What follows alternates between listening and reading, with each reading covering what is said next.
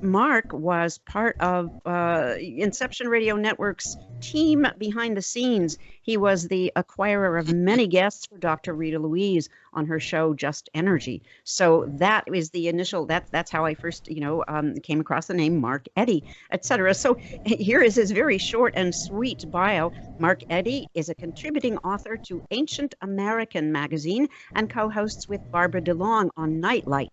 Now, where can we hear that show, Mark? You can go to barbaradelong.com and scroll down to the listen to Nightlight's tile on our homepage, and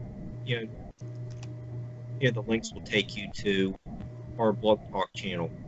Excellent. Just a little bit of navigation. Alrighty. So, and I must say that I grabbed your bio, Dennis, from Midnight in the Desert. And I'm thinking that is still definitely an appropriate bio, so I will begin to read it. Dennis Stone, by the way, I just love the fact that, America's Stonehenge, well, that just is so perfect, isn't it? Okay, so Dennis Stone is the president of America's Stonehenge. He graduated from Daniel Webster College in 1977 with a degree in aviation management and was a commercial pilot full-time for over 35 years before he retired in 2016. America's Stonehenge was opened to the public in 1958 by Dennis's father, Robert Stone. Dennis has been involved in America's Stonehenge for most of his life and has always had a fascination with archaeology and archaeoastronomy. Since retiring, Dennis has found many serpentine. How do you pronounce that? Serpentine, I think. But, serpentine. Okay. I'm always correct about the pronunciation. Okay, yeah, exactly. It's a sticky wicket, so we'll go with serpentine. Yes, is that what you said? Boy, I have a mind like a sieve. Sounds good. Sorry again. It sounds good. Serpentine or serpentine. Yeah. Okay, well, serpentine walls and spirit windows throughout the site, among other new discoveries. He has taken numerous courses and traveled extensively to ancient sites, both in the United States and internationally. His hobbies include his wife, Pat. I find that hilarious. That is wonderful. I think one's spouse should always be one's hobby. His son, Kelsey, and his daughter-in-law, Catherine. His hobbies include traveling, boating, and classic cars. So do you want to add anything to that, Dennis?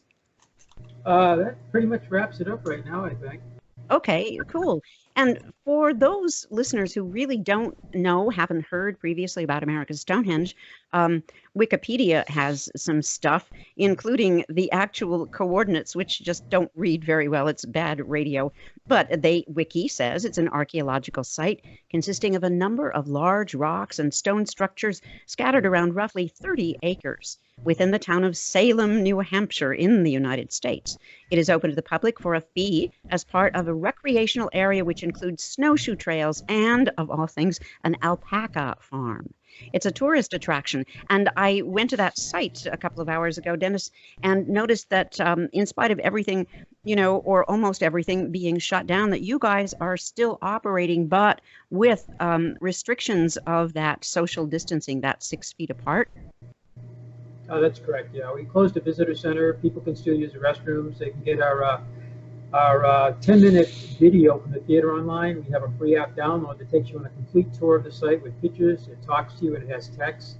And they can buy tickets online too. So there's really no contact with the public. So everything it's actually 110 acres of land, and so they can maintain the distance very well up there. And we're hoping to stay open. That's our goal at the moment. Exactly. And what a wonderful place to go in these particular times. I don't want to say otherworldly because it is this world, but with perhaps a mysterious history. Definitely, I would say a mysterious history. Wiki notes there are a number of hypotheses existing as to the origin and the purpose of these structures. One viewpoint is a mixture of land use practices by local farmers in the 18th and 19th centuries. Apparently, some of these structures were owned by William Goodwin, an insurance executive who bought that area in 1937. Do you concur with that, Dennis? What's your take on that? We actually have land use and ownership going back to about 1667 on this property. And Mr. Goodwin was here in 1936, bought 20 acres of the property in 1937, and he died in 1950. He was really the first researcher. He did archaeological work up there, and he actually lived in Ohio for about 15 years, about 100 years ago, and he was actually mapping some of the 10,000 mounds in Ohio for the State Highway Department back then. So his interest in the past goes back well before this site. That is fascinating. And apparently it is, there's been some, there have been people who say, well, that's not an ancient archaeological site. I just, that's really difficult for me to believe that anybody constructed this. And obviously that's not your take at all. No, there's a lot of I mean, any modern people. Right, yeah. I mean, there's different theories that it was built by a family called the Paddies in the 1800s, that the Americans were involved at the site. The other one, third one, is possibly old world visitors coming to the New World. But the site isn't by itself. There are about 800 sites from Quebec all the way down to Pennsylvania with very, very similar type features. And so if the Paddy family had built it, for instance, then they were very prolific, because when you look at the structures all across the landscape, they're very, very close in size, shape, orientation, and even specific features to the site. So it doesn't look like a farm, and the Paddies actually were 5 generations of shoemakers. And it doesn't look like a shoe shop. No. Grandparents that worked in a shoe shop. I know what a shoe shop looked like. And it doesn't look like a farm. I lived on a farm the first few years I flew back in 1981 through 83 for an airline out of Vermont. And I lived in a summer house on a farm, and I rode around and looked at a lot of farms around there and said, yeah, these do not look like our site. It does not in any shape, form, look like this particular site. So I don't believe it's a historic site. I think it's an ancient site, but there are later people using the site for sure. So. Right. And another thing from the wiki entry, and of course it is wiki, sometimes a good baseline, sometimes not. But wiki uses an example that there is a so-called sacrificial stone which contains grooves that some say channeled blood. But this also apparently resembles lye leaching stones, which were used in the manufacture of soap, extracting lye from the wood ashes, etc. And that was found on many local farms. Yeah, limestone will usually be something that you could actually pick up, something about an inch or two. I've seen many on some of the museums in New Hampshire and in New England. And limestones would be about 36 to 40 inches across, roughly. They'll have a very shallow, round groove.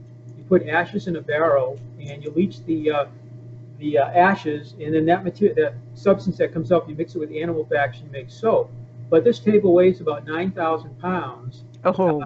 You're not going to pick it up. I mean, the limestone, you can basically pick it up with one person. They're very small, but a 55-gallon drum can fit on top of one of these. And this thing sits up on 4 legs. It's shaped like a bell. It has a very large trapezoid groove going through the stone, and it is attached to a chamber called the oracle chamber. So when you look at the whole thing, it doesn't look like a ivory soap factory either. Right, exactly. And it doesn't float. We know that. Ivory soap, that initial little commercial tagline, it floats. Here's something that absolutely, I'm going to do a segue here. I want to pay homage to a gentleman that we lost recently, the last couple of weeks, nothing to do with COVID-19 virus. His name is Stuart Gordon, and he was the director of, in specific, many of Lovecraft's works, but in particular, The Reanimator. I had a chance to actually hang out with him because my sister was the choreographer, Cynthia Carl, for the musical rendition of Reanimator, which played all over the world and did extremely well.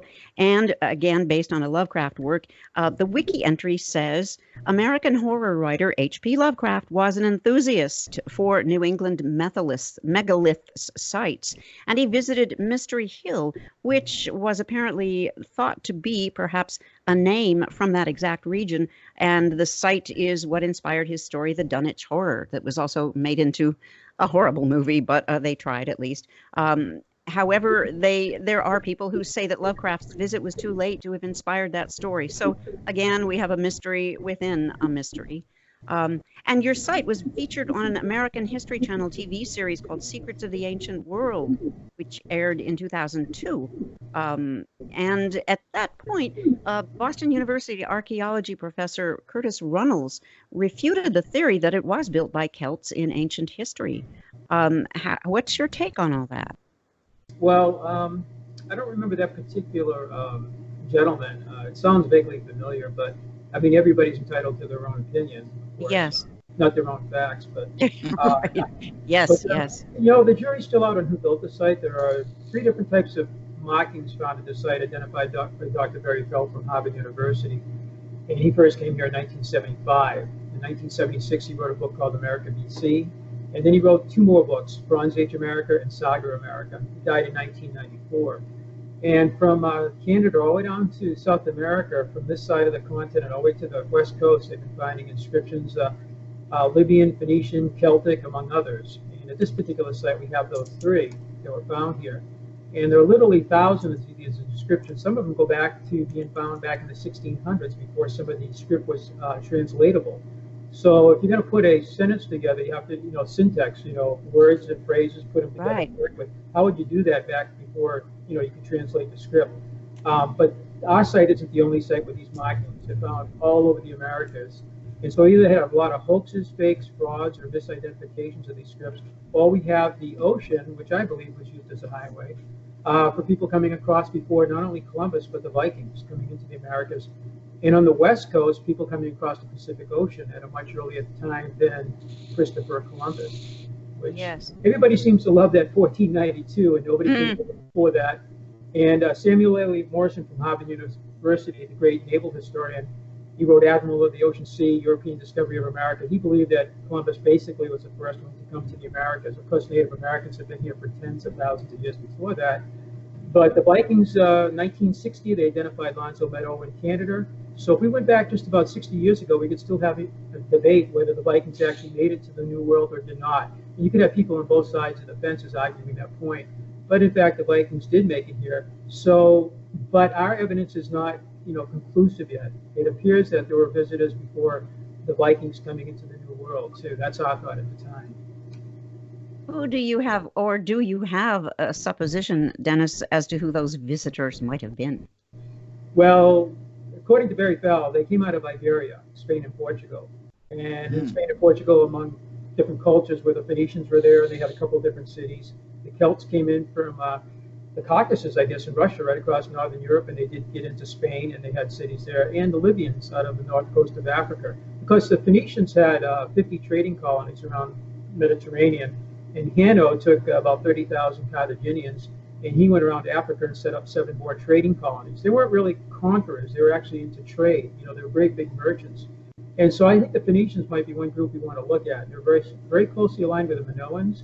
And also they traded extensively with the Egyptians and even the Greeks and Romans. Of course, the Punic Wars the 3 Carthaginian or Punic Wars kind of put an end to the era.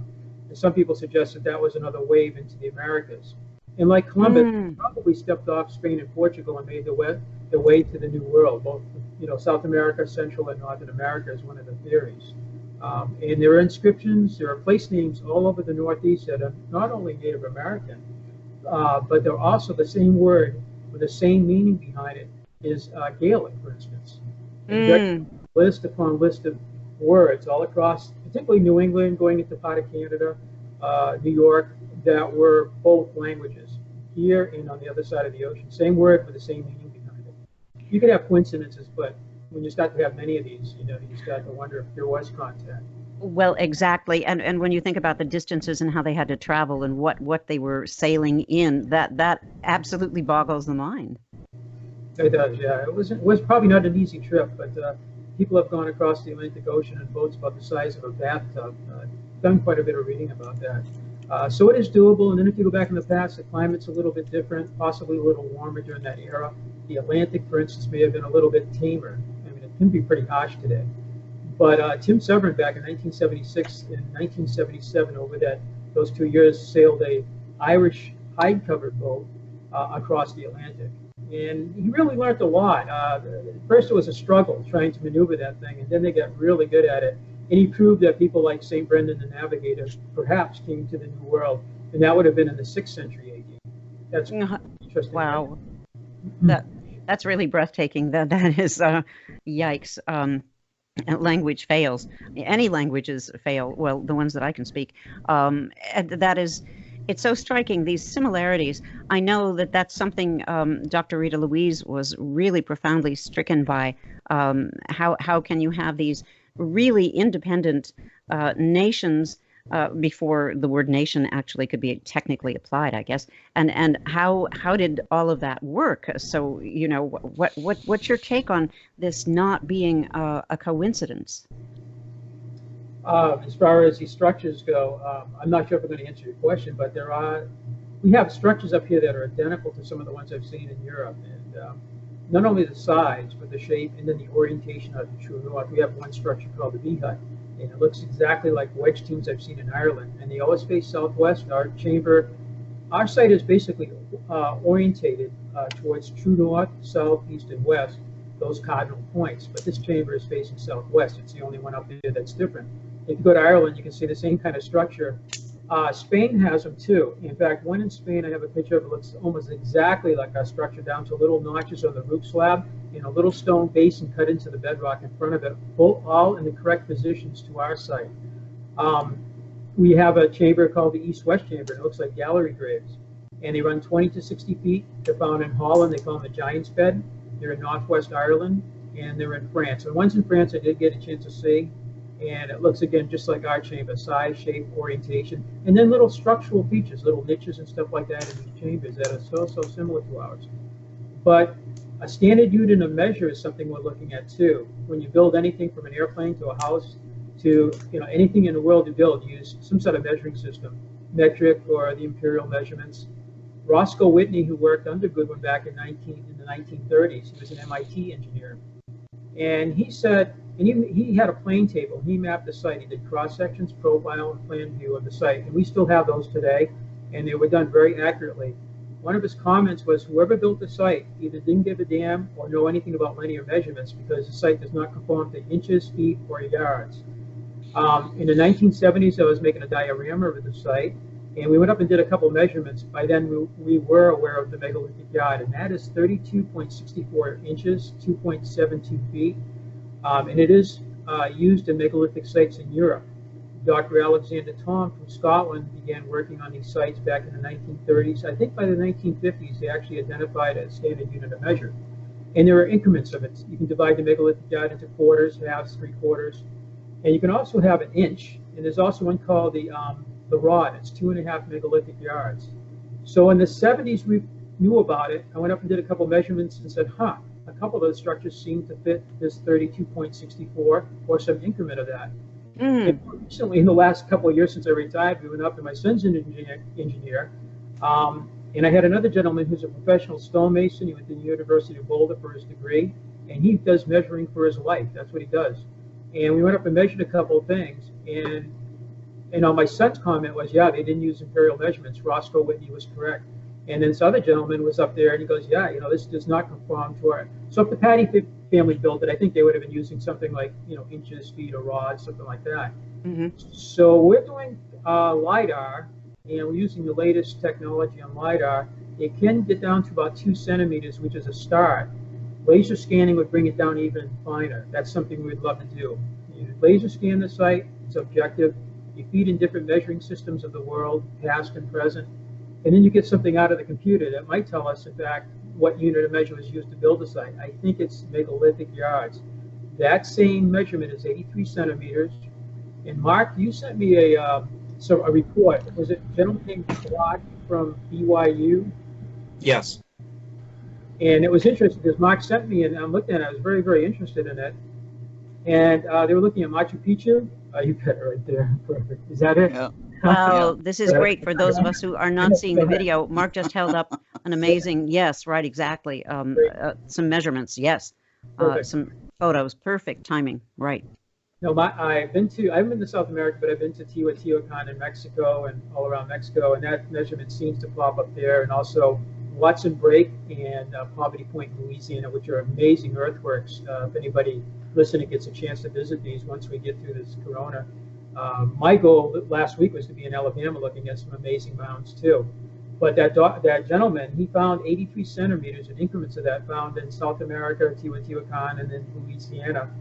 And I said to Mark when I said, I wonder what 83 centimeters translates to in inches, you know. And I took my phone and I did the calculation. It's a megalith to God, 32.64, which really, I mean, I lost my breath when I saw that. So we're going to look Exactly. at so there may be a connection there to the old world, you know, maybe, you know. Very striking. Mark, you can read a passage, you say? Yeah, this would be the passage I sent to Dennis, and it really got his attention. Dr. Clark says, my major claim is for an archaic period system of measurement based on an increment of 1.666 meters, or its half or its double, and larger units of 86.63 meters, or half double this.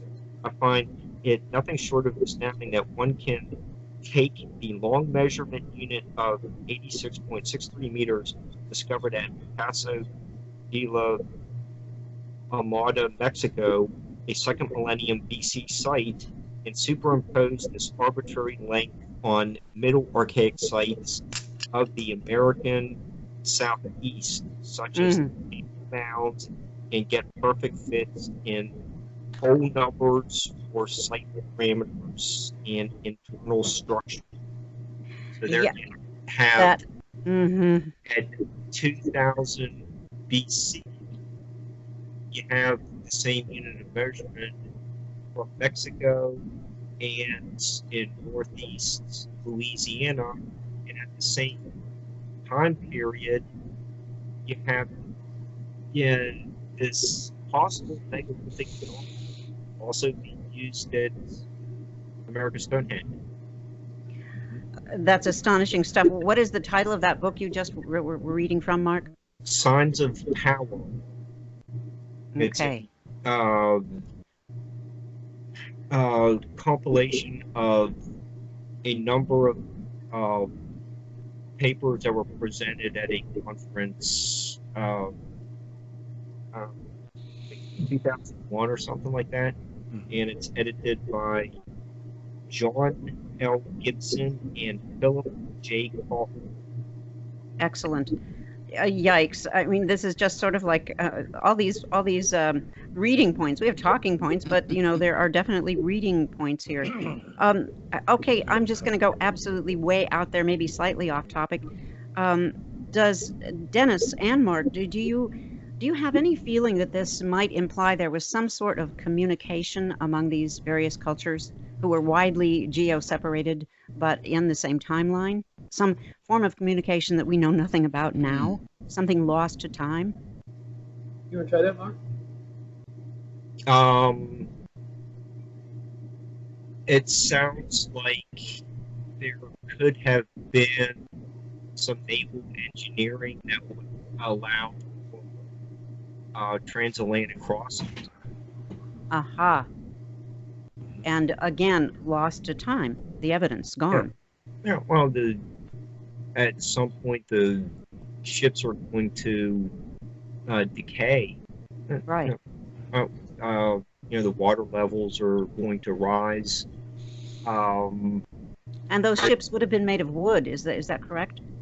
Yes. So wood is not a permanent substance. Right, and we know Egyptian beads have been found in the Stonehenge area. So at some point, people are sailing from France to southern England. We know Nero or Caligula had these floating palaces, like Lake Nemi. So they had the ancients had naval engineering skills. Yes, besides the navigation, the engineering also. And then, and I'm wobbly on this, and I'll call it a myth, the unsubstantiated evidence, information that, and again, bailing on it, Cleopatra. I don't think it was Nefertiti. I believe Cleopatra, who is rumored to perhaps have left and ended up in Scotland. Is that? Are you guys familiar with what I'm talking about? I've heard a little bit about that, Mike. Have you heard that too? I can't remember which one it was though. It was the Pharaoh Tutmosis the third. That's in one of David Bergen's books. Hmm. The Isaac Question. I think that's the title of the book. I think that would have been Nefertiti. Okay, right. Because apparently there's a mystery surrounding what happened to her. Yes. Yeah, it was. It might have been one of the earlier pharaohs that like after Akhenaten that made it way. He and his family made his way to Scotland, according to legend. I've heard that too. Yeah, I have a question yes, go about the ahead, Charles. Here's megalithic Charles. yard before we get too far back from that. What was the derivation of the megalithic yard? Where did that particular measure come from? Right. How did? Yeah. I mean, you have. I think it was an astronomical measure of some sort. There is a gentleman named Alan Butler from England, and he actually is. I've seen his paperwork. I don't know if Mike has seen it too. Alan Butler's work on the megalithic yard and how it may have come about.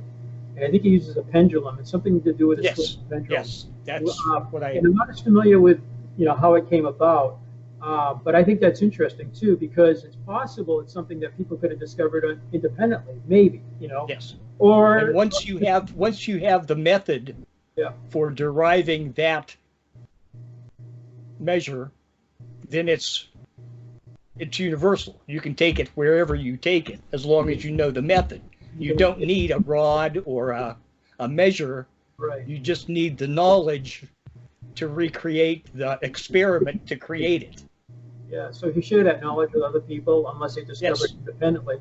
But Alan Butler was into that. It's very interesting. And I think he's very sick right now, but I had some more measurements for him to look at the site. We've actually done quite a bit of that.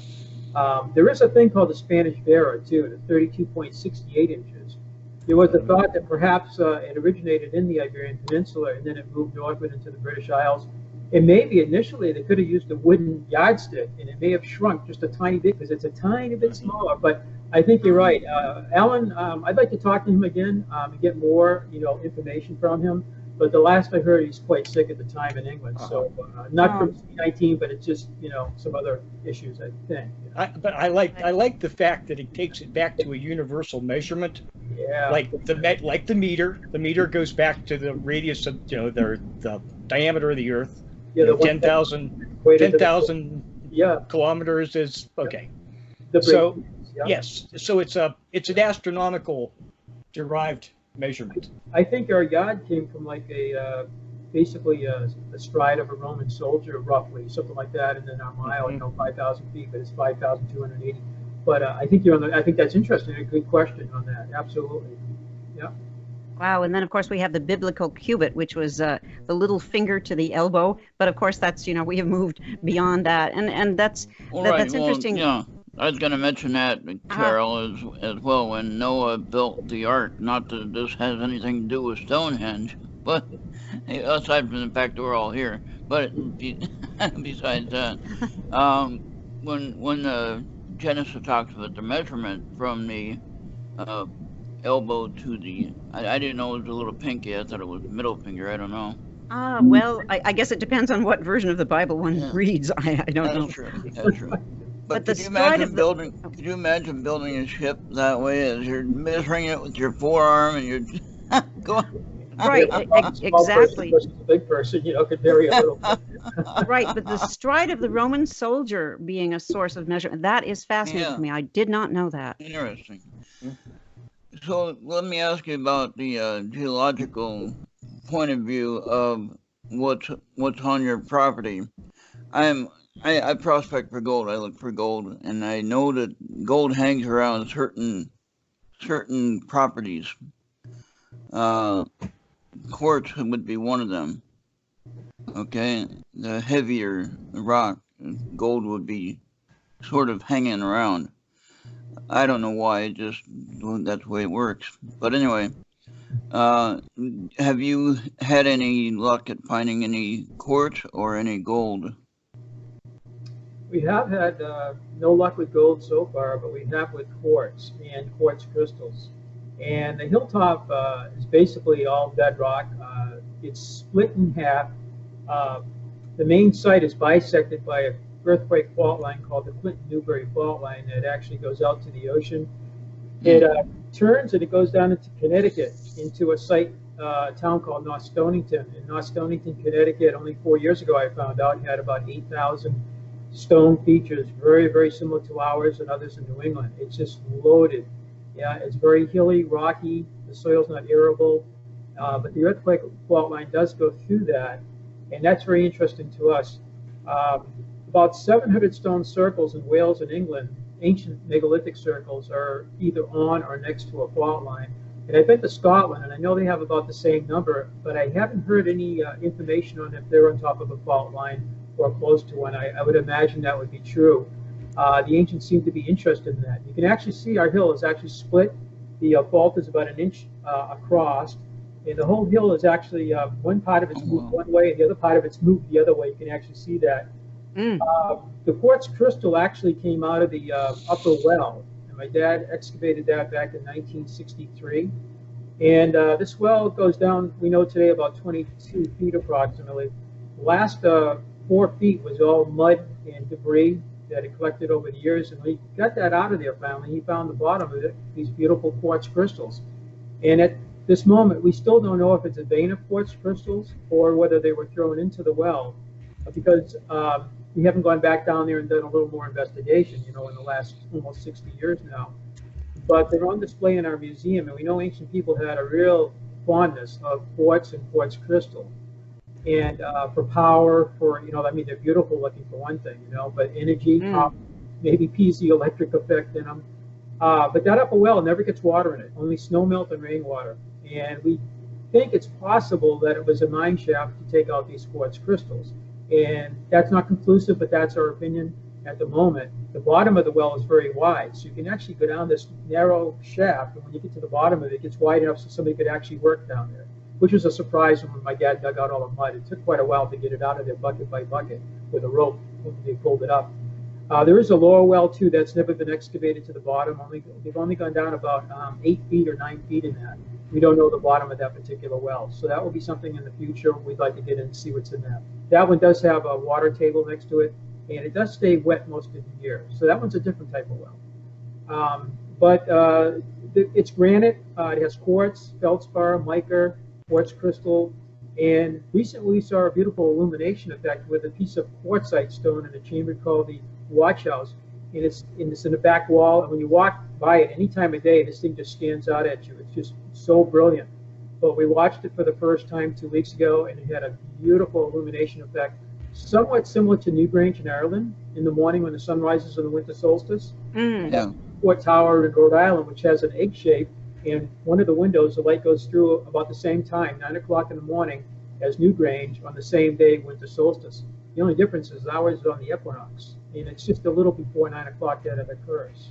So it's the first time we ever saw it this year, and all the years we've ever been here. And I don't know if you had a chance to see that video we put up on our Facebook, but it's actually pretty spectacular. It didn't just illuminate the stone, but because of the shape of the structure, the light and shadow effect was it framed that stone almost perfectly. And as the sun rose, the shadow moves down just the opposite. Oh. So it looks like a hand with a finger pointing at the bottom of it. And I think, Mark, you saw that. Yeah. It looks it's pretty cool looking. Oh, it's really, that's dramatic, and it intrigues the imagination, and it doesn't seem like happenstance to me. It seems as though this was definitely intentional, especially, when you factor in the solstice. That is dramatic. You were showing a site on your property there. You were looking at what looked like stairs going into something. I don't know what. You were pointing into something that looked like stairs. I don't know. Mark, do you know that? Did you send the like an entrance or something, or to a chamber? yeah. That, was that the stone that was illuminated? By the, No, he was looking at some stairs. It looked like he was pointing at the stairs and he's looking into something that looked like it went down underground. I don't know. Could it be the Oracle chamber, Mark? I'm not sure which photograph. was that the sun? It was a very sunny day. That was the one Dennis took this afternoon. No, that was done a little while back. I have to see the photograph. I'm not sure Yeah. if it's the Oracle chamber or. It's on your site, I think. Oh, okay. So I should be able to identify it. Yeah. Sorry about that. I just thought about that, the steps, and I was thinking about how old they were. Interesting. Let me look for what I said. Sorry, I don't know offhand, but Right. Yeah, I know, There's so much information to keep just in your head. Right. Right. Exactly. And I just saw something on the screen, a question about the date. I'm not sure whose question that was. Oh, that what I wanted to ask was, as we get started into our class tonight, Yes. it's Dennis brought up. There's been a number of visitors to North America prior to Columbus. We could look at some of the dates from the property, just to give the audience an idea of how long the hill's been occupied. And there Dennis does have a date of, like the earliest campfire different from the dates found closest to one of the walls. So, my question is, Dennis, can you tell us a little bit about those two different time periods and what they mean for us as we try to interpret America's Stonehenge was built for? Well, yeah, we have taken about 12 radiocarbon dating starting in 1966. The oldest carbon dating was taken around 1995, I believe. We have all the reports and everything.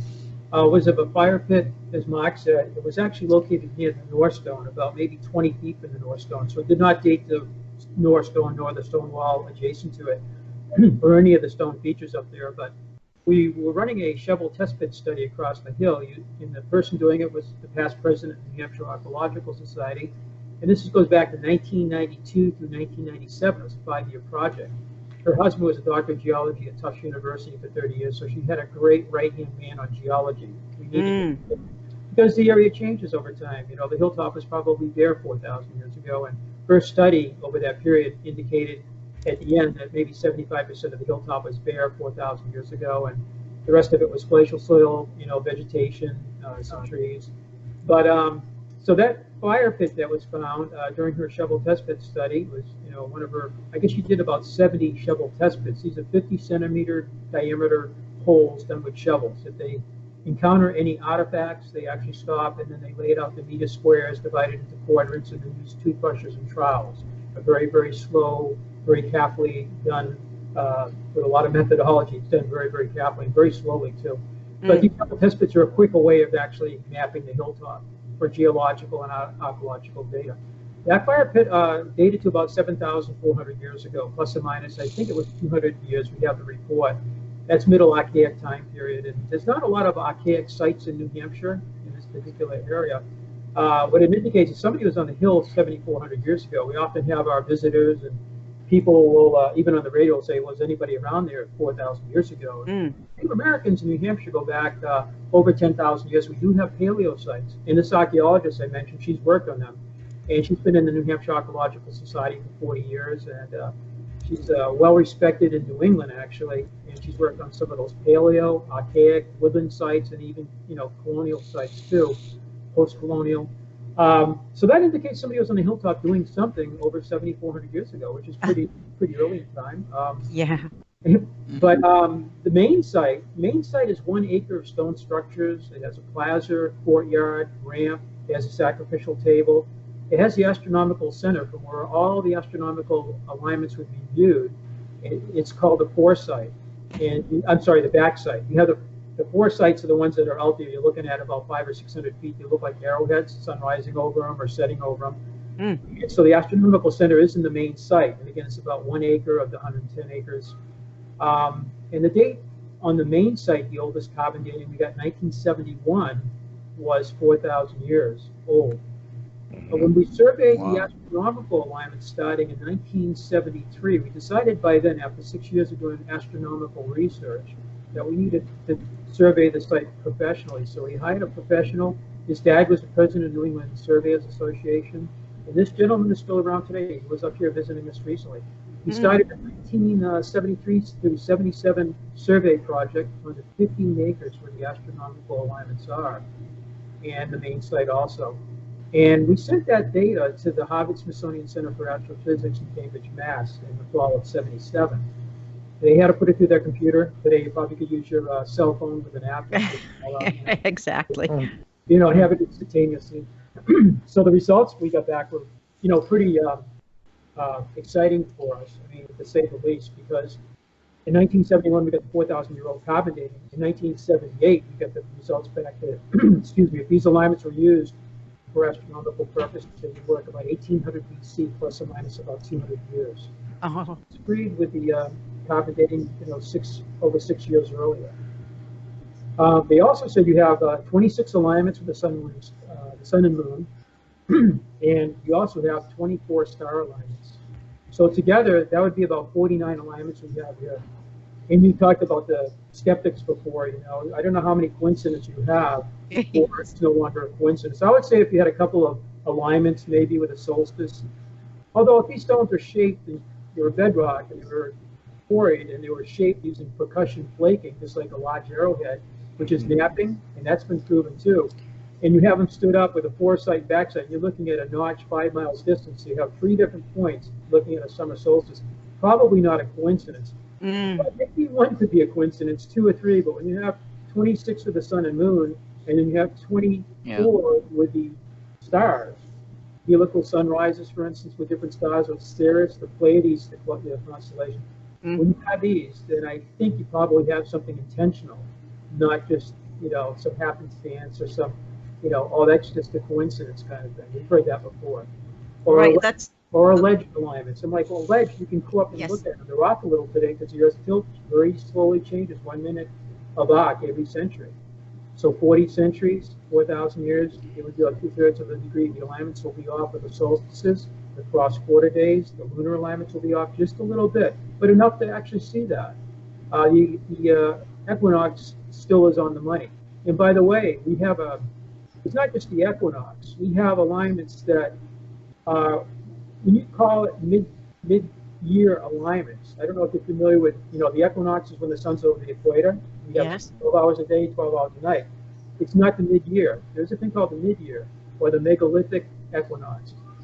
Because if the Earth went around the sun in a perfect circle, you could watch the equinox and you could count 91 days to the next season, 91 days back, 91 days. But because the Earth goes around the sun in an elliptical orbit, when you go from equinox to the summer solstice, we're actually further from the sun at that time, right? The furthest, it's July. But June is when the solstice is. If you go from that equinox, you're not going to come up with 91 days. You're going to come up with like 93 or 94 days. So we not only have the equinox alignment, we have the mid-season or mid-year alignment, I should say. And there is a stone for that. So how many shoemakers are going to set this thing up to align with that? Exactly. You also know where the alignments were 4,000 years ago because the Earth's obliquity was changing very slowly. That's a 41,000-year cycle. The precession of the equinox is 25,960 years. And so today we look at Polaris as a pole star. But if you go back a little more than 4,000 years, you can actually get the dates. You can actually go to Google. You can actually pull it up. The star was Thuban. And Thuban was part of the constellation Draco.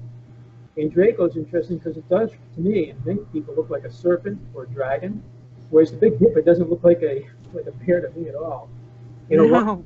like a hunter to me either, but you know, looks more like an hourglass.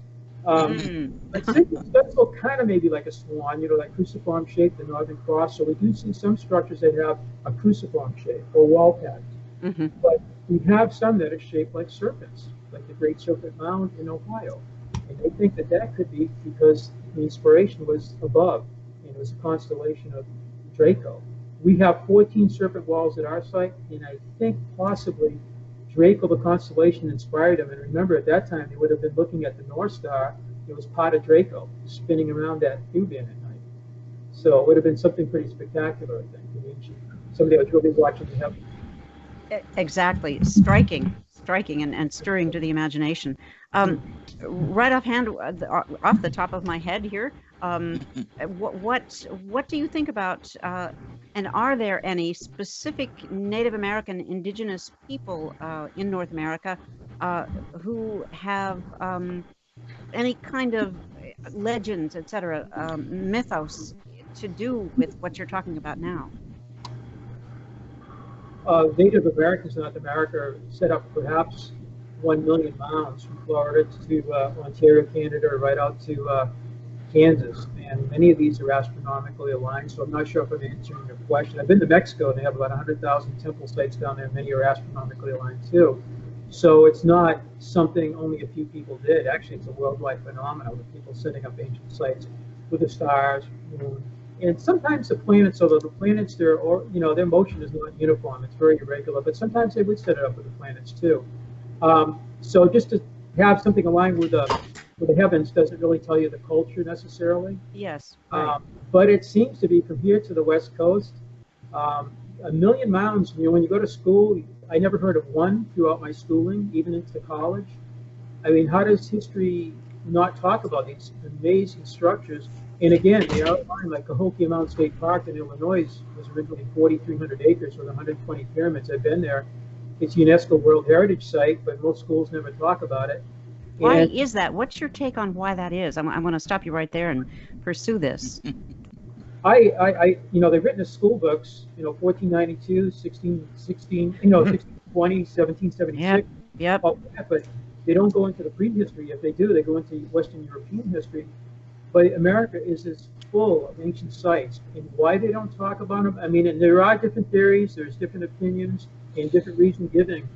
I don't know which one is correct, but how can you ignore that? And then in the Northeast, we have about 800 of these megalithic type sites, which I don't believe were built by farmers or shoemakers or that kind of thing. And it doesn't look like a cider press or a cider, they say the table could have been a cider press either. You can't get a horse in a wagon down there for one thing. There's no room to get in there to bring your apples, by the sacrificial table. But that's one of the 4 explanations of the table, what that was.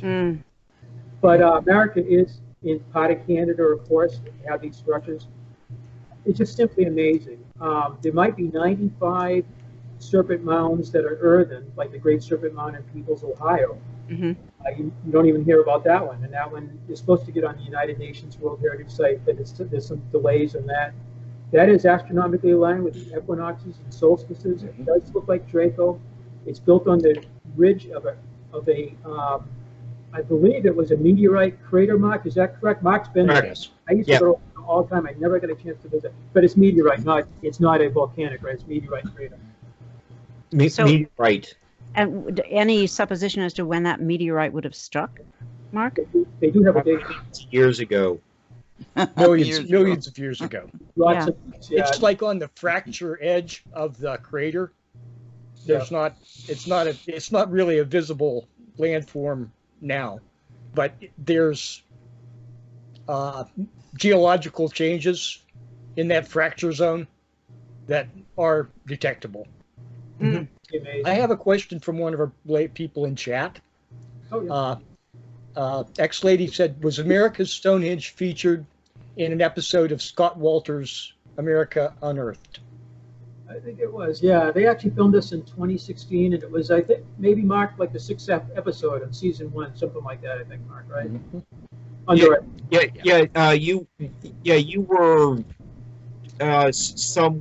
you weren't one of the first couple shows, but yeah, your property was featured. I was like 6, 7, 8. There's Yeah, something like that. And when the Travel Channel bought that whole program, they changed the whole numbering system. I think originally we were number 6, I think, but it's something different with travel. Right, right. To them, yeah. So, Fascinating. I have kind of a yeah. I have kind of a silly question. Might be silly. I don't know if it's silly or not. Hey, we have room for silly. But the any evidence of the people that were there before, you know, like from the original settlers, like is there pottery work that you found? Is there any bones from the people and things like that?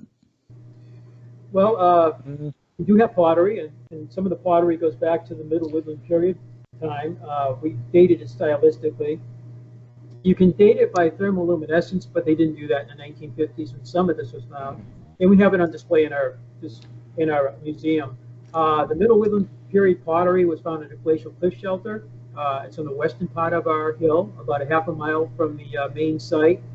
It's over the Spigot River, which is a tributary of the Merrimack River, one of the larger rivers in New England. And we believe it was a summer camp where Native Americans would go into the glacial cliff shelter to keep cool. The northwesterly winds out of Canada would come in and keep them cool. And during the shovel test pit study in the 90s, we found down on the other side of the hill where our visitor center is, a wigwam site, 30 feet across. They found the post molds. They had 2 fire pits that dated 1,700 years old and 2,000 years old, and they actually found the grease from cooking still in the soil. Oh my God! Great after all those years. So we carbon dated. We didn't do we could date the grease, but they were kind of short on funding. So and I believe that one was done by Geochrome Laboratories in Cambridge, Massachusetts, the carbon dating.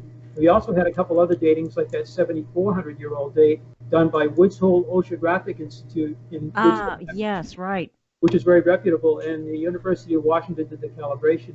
So we've had some really good organizations do our datings for us. But as far as bones go, no, in New England the soil is very acidic. It's not like the chalky stuff over in England, you know, where things kind of stay put for thousands of years. They do find occasionally some bones. My dad was a member of the New Hampshire Archaeological Society. My uncle was a vice president of it. And I still get the publications, and they do talk about some bones going back a few thousand years in New England. Or New Hampshire, I should say, and in New England too. They do mention that too. But the soil is so acidic that they say usually about 200 or 300 years, the bones will go back to dirt. We do have 2 bones that were found 3 bones found by Mr. Goodwin back in the late 1930s. Going through my dad's files a while ago, I saw the articles. I'm like, wow, 1968 from the Smithsonian in Washington. We're looking at these 3 bones. They actually sent them down, and a doctor, Lucille, I think of her last name. She was a doctor, and she was a bone specialist, and she looked at these bones for us back in 1968, so 50 years after they were found. And she said they were human, and they also had markings on them. Something actually left markings on these bones while the person was alive. Oh. We couldn't carbon date them today because they've been out of the ground. You have to, when you get anything, you have to protect it with aluminum foil and send it to a lab. We couldn't do radiocarbon dating or particle acceleration test on them, but I think DNA is a possibility. I would like somebody to look at these because I rediscovered them in a display case by using old photographs of the dead. Oh my God, that must have been exciting. Well, I told Mark right away. I mean, I was on that. I let Mark know like a fraction of a second later. I think. So Mark knows about it. But my thing is, if we can get somebody else to identify them as human, the next step I think would be something like DNA, if it's possible. You know, Right. that would be interesting. You know, so Now, your exactly. Now, your supposition. What is your supposition at this point, Dennis, on the markings on the bones? Well, that was brought up in the report. You know, it wasn't when the person was dead. It was during, you know, when they were alive, and so that led to some, you know, imaginative type things about the sacrificial table, or perhaps an injury. And it could be just some, you know, injury. Somebody was doing something and that happened to him, but you know, it could lead to a story. The other bone that was found was in the watch house, and it was actually a small bone, and it might have been protected because it was inside the watch house. And animals attack bones too, as we know. But it was found in 1958. during an excavation in that chamber. That chamber is an amazing structure. It's actually a satellite chamber from the main site. And that's the one I mentioned that had an illumination effect you just saw. Yes. And so this bone was found over 60 years ago. It had a drill hole in it, and it's about 1.5 inches long. We have it in a display case also. We think it was a necklace. Found with it was a stone that's flat, like a piece of slate, and it had a drill hole in it also. It was also a pendant for a necklace. Found both in the watch house. So that's our, and we have a few other bones that have been found over the years, but probably just for more recent animals dying up there. But those other bones, I think, are kind of interesting. I would like to know more about those two possible human bones. Exactly. And the markings that you say were drill holes, or were they? Did they have a shape to them? Besides a hole? The hole would be on. The bone might have been. The bone was about 1.5 inches long, and that one had a drill hole like the stone pendant. But the other ones that were found on the main site were possibly human. They look like they're deep scrape marks, not drilled, like a deep scrape mark. Did they have any shape to them in particular? Could you describe, for instance, I don't know, no scientific education here, but a fascination. Zigzag marks or straight lines, or how would you describe them? I think it was straight, and if I pull the article out of my file cabinet up there, it goes into describing them, but it's upstairs, and the show would be over before I got it. Exactly. Early next morning, right? Yeah, let's computerize everything too, and you want to put. I have a question about the site. Sure. Is there any reason topographically or anything that would, or geographically, that would have caused someone to use that as basically an astronomical observatory? Well, that's a wonderful. Do you have a good skyline, a good sight line for, or? He's right on the money on this. This is perfect because great. It was in the 70s when we were starting to, 60s we started opening up the avenues so you could actually see the alignment starting in 67. And as we opened up more of them in the 1970s, we're looking at the horizon very carefully and actually mapping that. Our hill is about 360 feet above sea level. It's not the highest hill, however. The hills around here are about 0.5 degree higher than us. We are like in the middle of a bowl, and the rim of the bowl are these hills, and they're actually undulate like the back of a serpent. And these little dips and these little peaks actually are part of the alignments. And because the hills are a little bit higher than us, we don't have as much refraction and diffusion of the sun. It makes for a nicer alignment, because if you go to the ocean, you can see a beautiful moonrise, sunrise, and also setting, and they're distorted, they're beautiful, and when you see it, the sun's either not risen yet or it's already set, because of refraction, that kind of thing. But this is where the sun or moon comes up, and it's a little bit smaller, a little more refined. It's about 0.5 degree upward. And also for, I guess Sirius would actually set, because most of the stars extinguish as they need a horizon.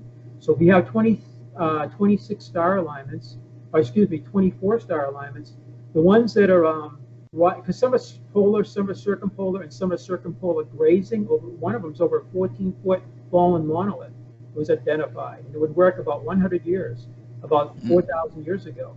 But the ones that are zenith that rise and set, when they go towards the horizon and when they rise, you usually don't see them on the horizon, except for Sirius pretty much on a nice day, because the atmosphere just absorbs their starlight. But with this being slightly elevated, these hills around us, you get a better chance of seeing a star actually hit a feature, as it's going down, at least over it anyway, horizon. So it wasn't a randomly chosen hilltop. It was special. I think it was special. It was selected for the site for a reason. Yeah, good insight. I mean, that's perfect. Yeah. I mean, you're asking a question we've been thinking about for years. Why would they choose this hill? And I think it was specific because it is a little lower than the horizon, and we're also very close to a couple of rivers. The Merrimack River and the Spigot River, and the water tables have changed. Some people have done. One guy from Harvard University did a little bit of a study on this, actually a lot, with the USGS.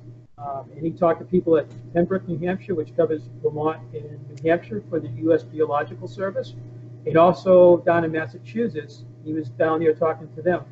And he got some rough ideas that if you go back around 4,000 years ago, because the Earth has been rebounding from the glacial period, We were down up between a quarter and a half a mile during the last glacial maximum. We had almost a mile of ice. And we're still having earthquakes all the time here, even though people don't even feel them. It's still because the earth is still rising. It's the ocean levels are changing, the eustatic, and then the isostatic is the earth here still rising very slowly. It's like taking your hand off a sponge over 10,000, well over 10,000 years since the glaciers left, well over that. But the earth is still changing its elevation slightly. And so this was more of a peninsula 4,000 years ago. And you could navigate today within about 5 miles of the top of the hill if you came into the ocean on the Merrimack River. But 4,000 years ago, you could come about 1.5 miles to 2 miles closer to here.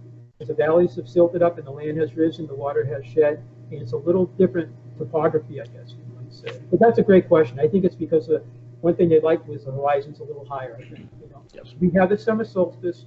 We opened up the sunrise in 1973, and when we opened up, we looked out in the distance about 4 or 5 miles, and there's this beautiful notch formed by 2 hills.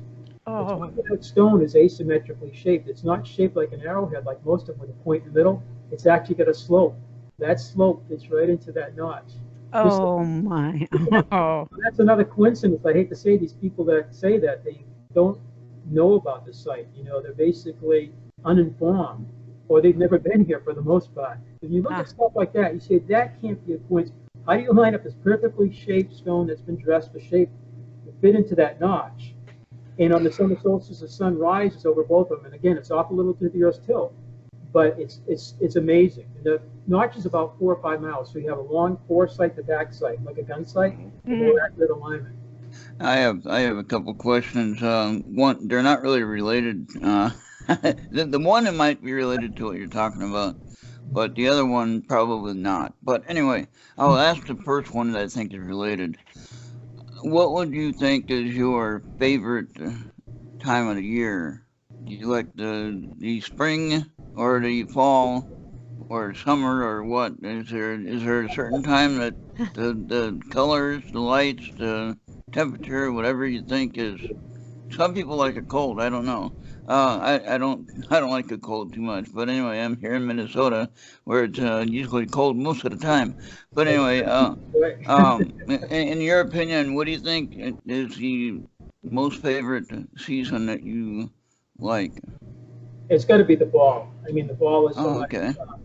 When the leaves in the tree, it's beautiful. We have the leaf peepers coming up from everywhere. That's our busiest season now. October is our biggest month. It used to be the summer. In the 1950s, I think, through the 1980s, summer was the biggest. October is, and the mosquitoes are gone. You know, a little state animal, the insect, is no longer around. And it's so much more enjoyable. And then once the leaves fall down, my work begins of cleaning up, you know, a mile or two of trails. But the thing is, you can see the alignments, and you can see the serpentine walls. You can see all the features so much nicer without the leaves, but it's still warm enough. Indian summer and all that. It's just, you know, mosquitoes are gone. You're starting to get a little cool nights, and you can see so much more up there. And that's true of other sites in New England too, because some of these are hidden in the jungle out there. They're really hard to see some of these 800 sites.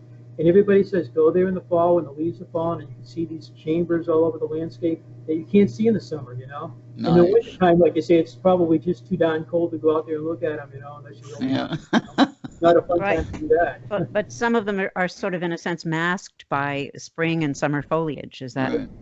Yeah. Mark knows that. Interesting. Yeah. And then one unrelated question: have you had any either paranormal or strange animals or Bigfoot or anything like that? There's one called the book. I'm trying to think of the book. It was called Nutfield, about, I think, they're in New Hampshire. And they talk about just normal stuff in there about the past. But one of the things they talk about is the town where I grew up, next town over. It's a mile from here. Is they found it was an animal that was there in the 1950s, and it was described as an upright animal, hairy, and they actually had a name for it.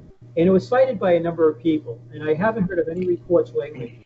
I am friends with Ronnie LeBlanc, who's doing the TV show, The Bigfoot, you know, and he was masked by Monsterland down there. But paranormal, we had Hans Holzer here many times, and now the new Holzer Files TV show just came out on Travel Channel. And they've been talking to us because he was up here in 1970. 1974, and that's when he brought in 4 psychics, including Ethel Myers, and there were 3 other fairly famous psychics he brought in over the course of the year, and he tape recorded them. You know, I think there's some Wow. 16 millimeter or 8 millimeter video. So if we get on that TV show, they got a lot of different things they can put on it from when in all his notes. I know his daughter's on that show, and Betty Hill joined us that year because she wanted to meet him. So she Really? Oh, Yeah. that's fascinating. Yeah, it was a very interesting time, you know. And then Betty remained a friend of my mom's until she passed away, I think about 15 years ago. Wow. And then Hans Holzer came back in '76, and Leonard Nimoy did the show In Search Of, and actually Hans Holzer produced, and I guess he helped to write the script on that.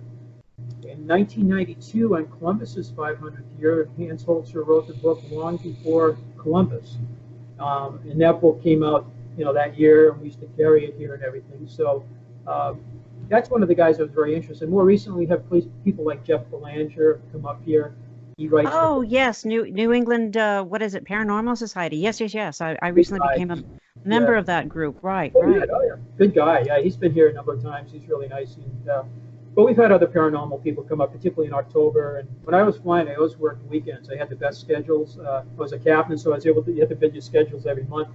And weekends, I got better trips, and it was quieter flying out there, you know, on weekends. And, so I missed most of the paranormal things going on here. They're usually on Saturday nights here, so I have to say I missed a lot of them.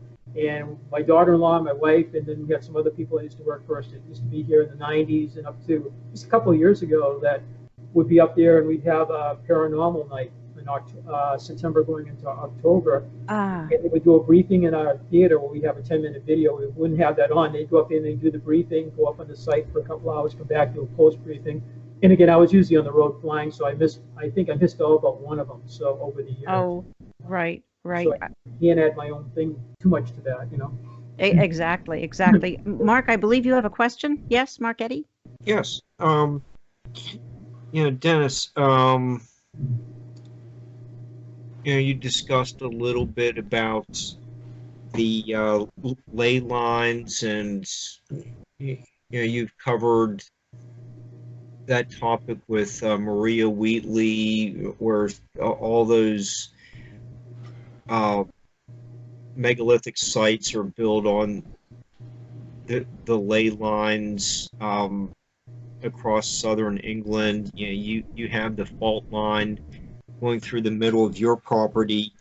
Yeah, so you know, that's a similarity.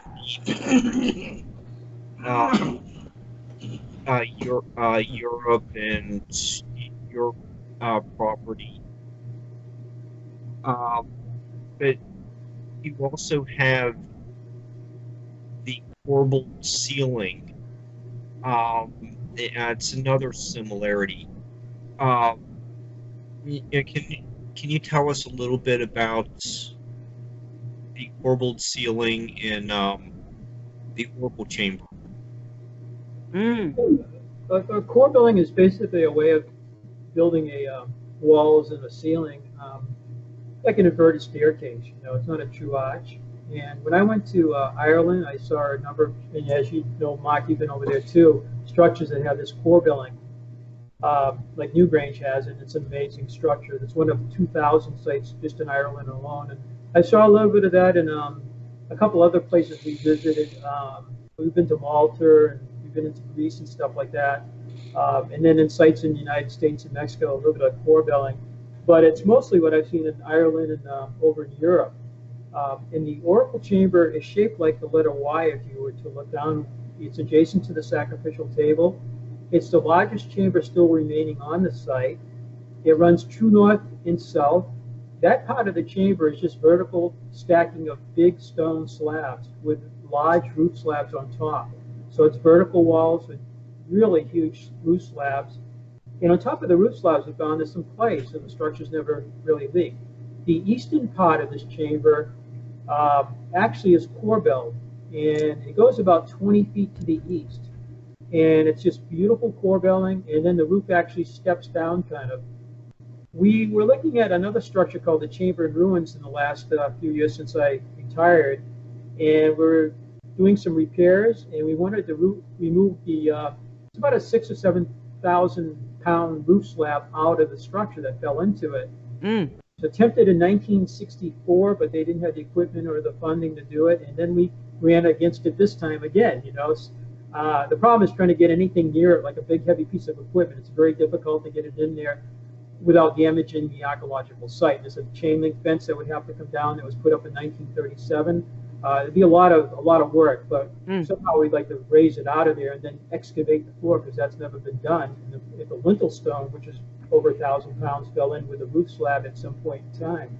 We found 3 of the corners of that structure are actually core belt when we studied it this time. We didn't know that. And there's a chamber called the Patty Chamber, after the Patty family. And we got into looking at that at the same time, and we found that 3 of the walls in there are also core belts. So the core belting seems to be part of the architectural style of the site. Can I just interrupt you a second, Dennis, and ask you to, for we lay people, I think I have an idea of what you mean when you say corbel, but that is, it's like a, well, in architecture, or for instance, can you elaborate on that and give us a little clarity? It's an inverted staircase. Okay. So in other words, inverted, and so it would be in terms of like 90-degree angles, 45. It's like if you stack, you put a domino here and you stack another one on top of it. Yes. You leave a little over the edge. Then the third one you put, there's a little bit over the edge of the second one, and you keep building them to more like a half a done. Okay, so it's a kind of essentially an overlap. Do I have that right? Yes. Okay. Yeah. Okay. Thank you. Yeah. And I think you said an inverted staircase, Mark. Was that just part of that? Yeah. Well, I was just quoting you. Okay. Well, sort of. Yeah. In art, for instance, in the art world, William Escher, like, does Yes. that do it at all? Okay. Okay. So yeah. And then you put a flat capstone on. There's one site in Massachusetts called the Upton Chamber, and it's very similar in shape to the Newgrange structure. We call it like a passage grade, kind of looking like an igloo almost, kind of that shape, the dome shape as Mark was mentioning. And that chamber is aligned with the Pleiades, and Mr. Goodwin actually, he actually looked at that structure too back in the 1930s. And the gentleman my dad bought this place from, his family had actually bought that site, not on purpose. He just buying a place back in the 1920s, and the gentleman said, "Hey, young man, there's a chamber out back." The young man was a guy named Malcolm Pearson. And Malcolm eventually led Goodwin to this site. And Goodwin was living in Hartford, Connecticut at the time. He had lived in San Francisco and Seattle, Washington before that, with his career in insurance and other things. His first husband was J.P. Morgan. So their first. I'll be darned. Yeah, it's the same family. So Goodwin was kind of the guy that was more interested in these ancient sites, even places down in. He had to go to Jamaica in the winter because of his health. It was a nice place to go, I guess. He had the means to do that too, by the way. Family. But he actually spent a lot of time doing good things, like in history. So he actually was trying to figure out where Columbus landed on his first of 4 voyages. He actually was correct, and Samuel A. Morison, I think, was incorrect, because those two had a running battle. Samuel A. Morison from Harvard said no explorers before Columbus. Goodwin's idea was, yes, the Vikings came here, and he ended up being right. And he said the Irish Celtic monks were coming here before the Vikings, and that still remains to be proven. But there seems to be some evidence that suggests that they were here too before Columbus 1,000 years ago. Yeah. So, but Beehive Chamber in Ireland would be a core belt chamber. Okay. And, what is it? The Isle of Skellig, Mark, the one that was in the Star Wars movie. Yes, Skellig Michael. Yes, Skellig Michael. It has the long flight of stairs, and at the top there's the little community of some like 6 stone beehive looking huts. Watching Star Wars, Right. They all blend together at some point, don't they? I'm okay, but if you watch Star Wars, you'll see it. Some people think that was something created in Hollywood. That's actually the real place, and it's in Goodwin's book. A picture of that too, back in 1946, called "The Ruins of Great Ireland and New England." So it's a real place. That's core billing, though. Okay, good, good, good. So if one wanted to take a vacation, what would it cost? Like, do you have a cabin to stay in? Do you have a place to sleep? How does that work out? Yeah, we got them called hotels. Yeah. Okay. But we have had people stay here too. We have a group that was here in the fall, and they're gonna maybe it might be a series. They were filming it for a pilot, and the two gentlemen that are hosts, one's from England, and he's a Facebook friend now, and the other one's from California, and they both spent the night on the site. So they had a good time up there, and it was part of their pilot. It's up on the site too. But there are a lot of places around here to stay. Salem has several hotels, about 40 miles north of Boston. And so there are places to stay here. I wouldn't recommend sleeping in the Oracle Chamber. I've done that. Oh, really? Oh, what was that like? Tell us about that. Sleeping in the Oracle Chamber. Did you wake up enlightened? Just a little strange, huh? Yeah, well, I haven't done it. I'll date myself. It was almost 50 years ago, 1972, and all of us, we had a lot of people working here at the time, a lot of guides, because we gave guided tours more. And we all spent the night up there, and we watched Planet of the Apes on a black and white TV on the sacrificial table. Oh my! Oh no! That is that's too wonderful. I can't. Fun. Yeah, I still remember. It was classic, And then we spent the night in the Oracle Chamber, and we all slept very well at night, So any dreams from that night? I have dreams at home about this place. Trying to. Because part of the site's missing today. Because when the Patty family was here, they weren't really building it. They actually had quarrymen up here taking part of it away. And so the stones were used locally for building projects, and they carted away perhaps between, maybe 30% of the site, maybe a little bit more. One passage says that they're here for 3 years in a row, taking cartload after cartload of rock. And because Patty was a shoemaker, but he also was a tax collector for a couple of years, from 1803, I think, back to 1800 to 1803, he knew the tax laws. There was a quarry tax. So if you quarried the stones out of the bedrock, you'd pay a tax. It was the original builders. Yeah, everything's taxed, But the original builders did it thousands of years ago, so he didn't have to pay any tax money. He kept all the proceeds. So the site has been, like many sites, partly taken away. I've seen that in Ireland. I've seen that in Mexico. I've seen that in different places in the world where they actually strip away part of the site, they recycle them. Avebury near Stonehenge is one of the biggest megalithic sites in the world, and part of that's missing today. And I've been there. Maria Wheatley loves that site, And hopefully get over there and go back. I haven't been there for a while. I've been there a few times, but when you get there and you see some of these ancient sites in Europe, part of them are, in some cases, missing. The limestone on the Great Pyramids was stripped off, Yes. to build other things, So it's not unusual. But this site, like Mark's so good. He picks up on a lot of this, and he says, yeah, this site's been vandalized or actually been stripped out by some people. But that's true of sites all over the world. It's not the fault of the site, but it does get criticized because it's not in pristine condition. But what site in the world really is in pristine? Might be a couple, but most of them aren't. Right. With the damage, and partly looted. Interesting. If we go back to the original date that you had given, like 2000 BC, what was going on in Europe and the Mediterranean at that time? Yeah, that was the height of the Bronze Age? Yeah, it was. Yeah, I was going into the Bronze Age. I went from the Neolithic into the Bronze Age. Pottery, had been around for about 7,000 years in the British Isles, Spain. I've been just reading about that again, just refreshing my memory. But that was the time of the Bronze Age. And the megalithic building was still going on until about the end of that. But one of the big questions I always had was the copper, the Michigan copper. Right. The Bronze Age was it was more valuable than gold, and because it could be used for tools, utensils, weapons. It was both very durable, but it's not good for making some tools and utensils, as you know. It lasts forever, but they needed tin, they needed copper, and you had to go to different places like Cyprus. You might be able to get, I think, copper in Cyprus. Tin would be probably Cornwall, England. That area. And there are a few other places they could get it around the world. Unlike iron, which is everywhere. When the Iron Age came, that whole once the technology was there for the heat of it, smelting it. Yeah, so when that happened, that was the end of the Bronze Age, pretty much. But everybody then could afford to make weapons and war on one another. It wasn't just the very wealthy cultures, you know.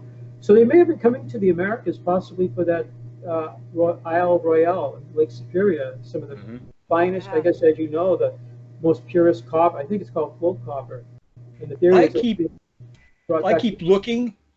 There've been a couple of shipwrecks that have been recovered off the coast of Turkey in the Mediterranean. Yeah. And I keep hoping that they'll be able to trace some of those ignits back to the Michigan copper. Well, I That would think just be it might- amazing. One of the Greek, I mean, they did trade with the Greeks too. I believe it was a Greek ship knock, and they found some of that copper, and they identified it as Isle Royale copper. Do you remember any specific on that particular Yeah, one? it was Greek or Turkish shipwreck. Yeah, it was somewhere in that like Eastern Mediterranean area. I think that's the one we're talking about. Yeah, Yeah. People like Rick Osman have spoken about it was the Michigan copper was taken to Tintagel and Cornwall. Tin is the root word for Tintagel. It's get mixed with the copper. That's where King Arthur was born. So there was kind of like all this importing. There was a worldwide industry. Yes, and it's before it collapsed. Where prominent royalty figures are growing up. So and some evidence there. so my brain right now just inserted the sword of Excalibur. Huh? So something like that.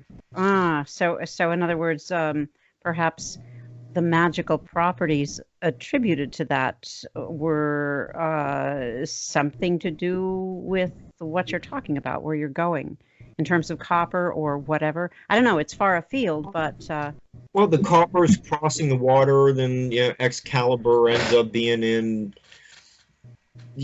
coming out of Came from the water. The lake's hands. Stuff like that. But it's that's still what 1,500 years before Arthur was born. But right. The sword could have been made, and a lot of those swords still survive. There are some dolmens out there too in Lake Superior, right in that area. So megalithic. There are some other structures, but I'm aware of the megalithic dolmen type structures out there too. So there is not only 500,000 tons of this copper removed from there, but there are some features there too, suggesting maybe old world presence. I think. Fascinating. On your stones, when they built these walls, how did they fit them? How did they cut them? How did they fit them? Obviously, they didn't have tools necessarily. I don't think that, like what we say, a chisel and a whatever, a laser. Maybe some people think aliens did it, and they, like on the pyramids, And so, I don't know. How do you think that they shaped the stones? I guess it would be a fair question. That's a great question too, because we had a gentleman. He's originally from Connecticut. He spent from 71 to 1977 in England working for the British government on megalithic sites and medieval sites doing restoration. Eventually, he got a doctorate in historical anthropology, doctorates in theology, and he was a trained archaeologist. And he was he was a 32nd degree York Rites Mason and actually a master stonemason. And so we had this valuable source. His name was Dr. David Stewart Smith. He was over here with us for about 40 years, up to 2016, when he passed away, unfortunately. And that's the year we started finding some of the serpentine walls. Fortunately, got the chance to see a couple of those. And a couple of these window portals we're finding. We found about 14 of those. Well, he worked on the way these stones were actually quarried, shaped, transported, and erected into structures. Not only at our site, but other sites, of course, across the Northeast. And he had great training in Europe, looking at the way the megalithic sites were put together and everything. But in 1982, he instructed some of our staff members to look for stones that might be out in the woods, big slabs that may have been actually raised off the bedrock, separated, propped up, and perhaps even some of the edges of them may look serrated, like somebody had been actually doing knapping on them, like an arrowhead on a grand scale. And one of our staff members, Mary was her name at the time, she went up and had lunch. It was kind of in the middle of the woods, probably 500 feet from the main site. It was more densely wooded back then. We'd done a lot of thinning over the years. And she was just sitting there, and she was looking down, and on this rock she was sitting on, and noticed it was kind of flat and looked like it might be elevated. It had a lot of moss and brush and debris and leaves and everything. And she also noted the edge of it. It looked like, again, it had a little shaping to it. She got down, got it closer, and found indeed the stone was actually elevated by another stone under it. It looked like it was anyway, and then the edge of it looked scalloped, like somebody had been striking it with a stone hammer. Wow. She brought it to the attention of Dr. David Stewart Smith, and in '83, Dr. David Stewart Smith, he actually did an excavation along the front of it. And what they found was all the little spallings where somebody had been hammering on it to shape it, or what we call dressing the stone. Overseeing Dr. David Stewart Smith, was Dr. Gary Hume, the state archaeologist, and he's still alive, although he's been retired for a number of years. And he actually oversaw that and said it's unmistakable that the way the stone was shaped, it was like shaping an arrowhead or knapping an arrowhead on a 10.5 scale. It's the same Stone Age technology. So it wasn't metal tools somebody like the Patty family might have been using, but it's something that was Stone Age. And we started looking at the roof slabs in these chambers, the wall slabs, the sacrificial table, the standing stones that are astronomically aligned. They all have this shaping to them. If you look at certain edges of them, you'll see the little scalping where somebody had been knapping on these, smashing them.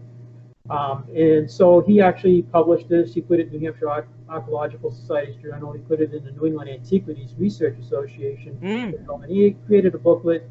He was at lectures. He talked about this. And over the years, we learned more and more about this. So that one stone, we found a few more of these stones. And that stone there that he worked on was not 1.5 tons. It was a couple tons. It's about 12 feet by maybe 5 feet. It was probably going to be a roof slab for one of these chambers, but it was never moved. It was raised, propped, and shaped, and never moved. And then we found a few more in the 80s, a few more in the 90s, but the last few years we found 33 of these. Some of these up to 1,000 feet from the main site. And some of these are pretty large. They're actually raised up, propped, and the whole edge of it had that beautiful serrated edge to it. And we've referred to these now as lazy stones. I was watching a show on where some of the blue stones from Stonehenge came from Wales, and it was on a show last year. And I'm watching, I'm like, that looks just like one of our big quarried slabs. And the edge of it was serrated just like ours, and it had never been moved to Stonehenge or wherever they intended it, from the Preseli Mountains in Wales. And they referred to it as a lazy stone. I don't think you can blame the stone. It didn't move it. But they didn't move it. That's why we have maybe 33 or 34 of these lazy stones. And we have GPS them. And that's one of the finds, besides the 13 serpent walls and the 14 windows. So I think these quarried stones indicate that these people had a much larger project. And for some reason, and Mark and I have talked about this, they seem to have just abandoned this, because for a long time we thought they built the site, they finished the site, and then they walked away from the site. It looks like they had a grander plan ahead of them, and they never got to it for some reason. Any suppositions as to why it was abandoned? Well, if they were, as the question was about, bronze was huge, bringing copper, getting copper and tin from different parts of the world. But the Iron Age, which is about 3,000 years ago, you can correct me, roughly that era, I think. When that occurred, the Bronze Age kind of ended in that commodity. I mean, that whole market just fell. It might have been a reason for them not to come back over here. It could be war, it could be disease, it could be famine, it could be something else. It could be the fact that iron, you can find it anywhere, bog iron, and you can make your own. You don't need to come across the ocean to get that.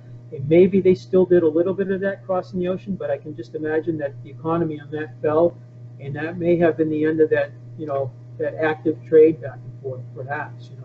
It's a theory, That makes sense. Well, Any, the Bronze Age collapse is pretty well documented. I mean, there were cultures that lost the ability to write. They lost, you know, the cities were abandoned. It was, you know, an apocalyptic. are we you know, talking, time. out of ignorance, I will ask, are we talking Black Plague here? Or it would I'm be, sorry? it would No, be before the onset of the Black Plague. We yes. don't really know. It was there was a great bit of turmoil. It's been suggested that it might have been an earthquake storm. It's been suggested that it might have been several things. It may have had something to do with the eruption of the Thera, the volcano, and that has been credited with destroying Antikythera. So there are a lot of different possibilities, but none of them have been entirely. It may have been one of them. It may have been more than one of them. It may have been all of them. But right, a confluence of unfortunate events. Yes, but that entire really global civilization just disappeared. Perfect storm. And it went into a dark age for several hundred years. Was some of that the same timing as the people might have disappeared from your site, Dennis? Do you think that maybe that could have been the same time period, like when Athens or whatever it was disappeared? You know, when some of the places that were there, like in Greece, you know, you have some of the places that were off the coast where you can still see the buildings under the ocean, but yet they're no longer. You know, there were people there, there was civilizations there, and then maybe in your neck of the woods, where they had a thriving community, and all of a sudden, bam, everything just ended. But is that connected? Yeah, I don't know. I have been to Greece, you know, been to Rhodes and stuff, and I know there was abandonment of different cities for sure, and I haven't correlated that with our time period yet. That would be a good thing to explore a little bit further, see if there's something Interesting. in there happening. But I think the Iron Age, like you mentioned, in the fall of the Bronze Age, could be part of it. It would be an economic, and maybe it might started some turmoil, and then other things were happening too that weren't so good, you know. Yes. But that's a good point. That's something we should look at. Or somebody said gold in California, and they all left in California. Of course, That's right. Of course, happened. that's a lot later. That that would be 18. they got California. That's right. Right, Yeah. the 1840s. Yeah, exactly. Right. I was just throwing that out there. Just throwing it out there. No. Yeah, well, it's that you're just driven by gold. Human nature. Right. Human nature is the same now as it was then. It could easily have happened that way. Oh, yeah. Perhaps. Probably was. or maybe they had a coronavirus back then, and they got everybody locked down, and then they just all died in their houses, and then nobody knew anything else. Just kidding. The information went with them. Yes, exactly. Yeah. No. But I find it fascinating. So much is either lost or, I want to say, perhaps intentionally buried, obfuscated, with some agenda in mind. Is that possible? Well, as Mark and I talk a lot about the hidden history in America, you know. Yes. Been kept down and not talked about, as we talked earlier, you know. There's Indian medicine mills out west, and again, I go back to like high school or even college or even like middle school, you know. I don't remember any of this being discussed at all, which is sad, you know. It you is. can actually go see these things. I'm interested in UFOs and ghosts and all that, but I can't show you one of those at the spare moment. You know, right now, I can go out and show you a lot of these structures, or you know, the ancient mounds out west. You can visit those, and you know, Mesa Verde and all of that. I watched a show. It's a show on in the morning, and one of the hosts actually has been here. It's a big network show. I don't know what it is. And one of the hosts had been in the Middle East, and they came back and they were all discussing how much history, how wonderful it was, and they do have amazing history in the Middle East. But one of the comments was by the person that had been here was, "Isn't it a shame we don't have an ancient history in America, and I almost fell off my chair because she's been here. I spent about 6 hours when Oh, she was in Boston at one of the stations, and then she made the network, and she's really nice. But to say that, I almost fell over. I'm like, oh my God. right. Like, what is it? I don't know. It's some sort of hard wiring to ignore. Yeah, Yeah. it's got to be. And then the people listening will just, they hear that, and then, And there's what's going on. Yes. yeah, and there's a recent history just in our own country's timeline that we're losing our memory of things, and it's either they're telling us or not telling us, maybe, and over say 50 years, oh, I don't remember that. I don't remember that, or that's not important, and so you don't remember it. And then another generation goes by, another 100 years goes by. What was the moon landing about? Nobody remembers that. You know, no one remembers the space shuttle launches. Nobody remembers that. You know, and that's happening today. I can see it happening currently, where we can see things that. I mean, you talk about President Kennedy getting shot. Nobody hardly even thinks about that anymore. Yeah, they might have the conspiracy theory Right. people look into it, but in general, not even talked about. Well, I Okay. just want to throw in here, and I can't give you a title, unfortunately. My husband would kill me. He's a huge diehard Bob Dylan fan. My husband Ted's also a songwriter, but Bob Dylan has just released a song to do with the John Kennedy assassination. Yeah, So and he will, I mean, if you want to think of Bob Dylan as the modern version of the balladeer. Okay, this is he's something that is keeping that kind of forgetting that you're talking about, Ron, keeping that from actually happening.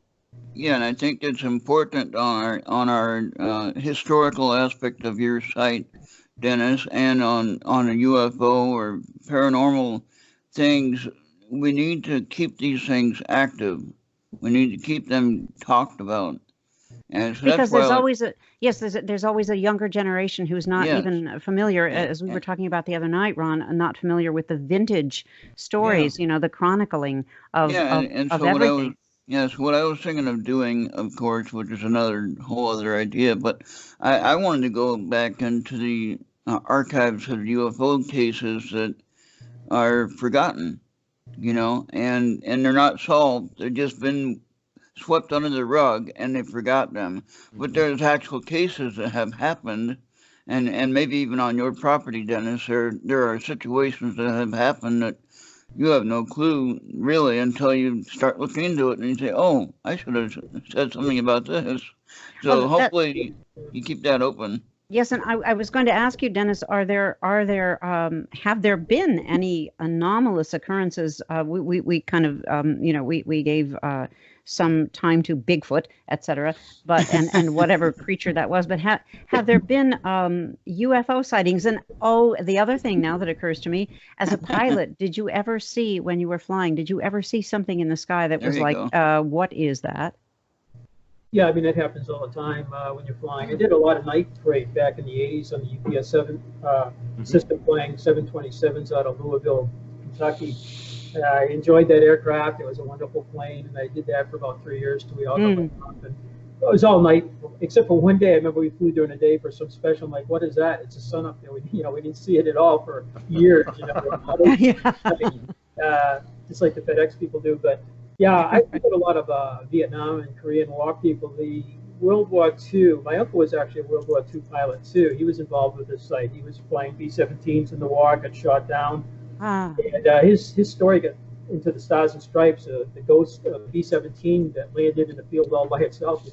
He was a co-pilot on that. So that's one of the reasons I was interested in flying. And then he was friends of Alan Shepard, the first astronaut. right.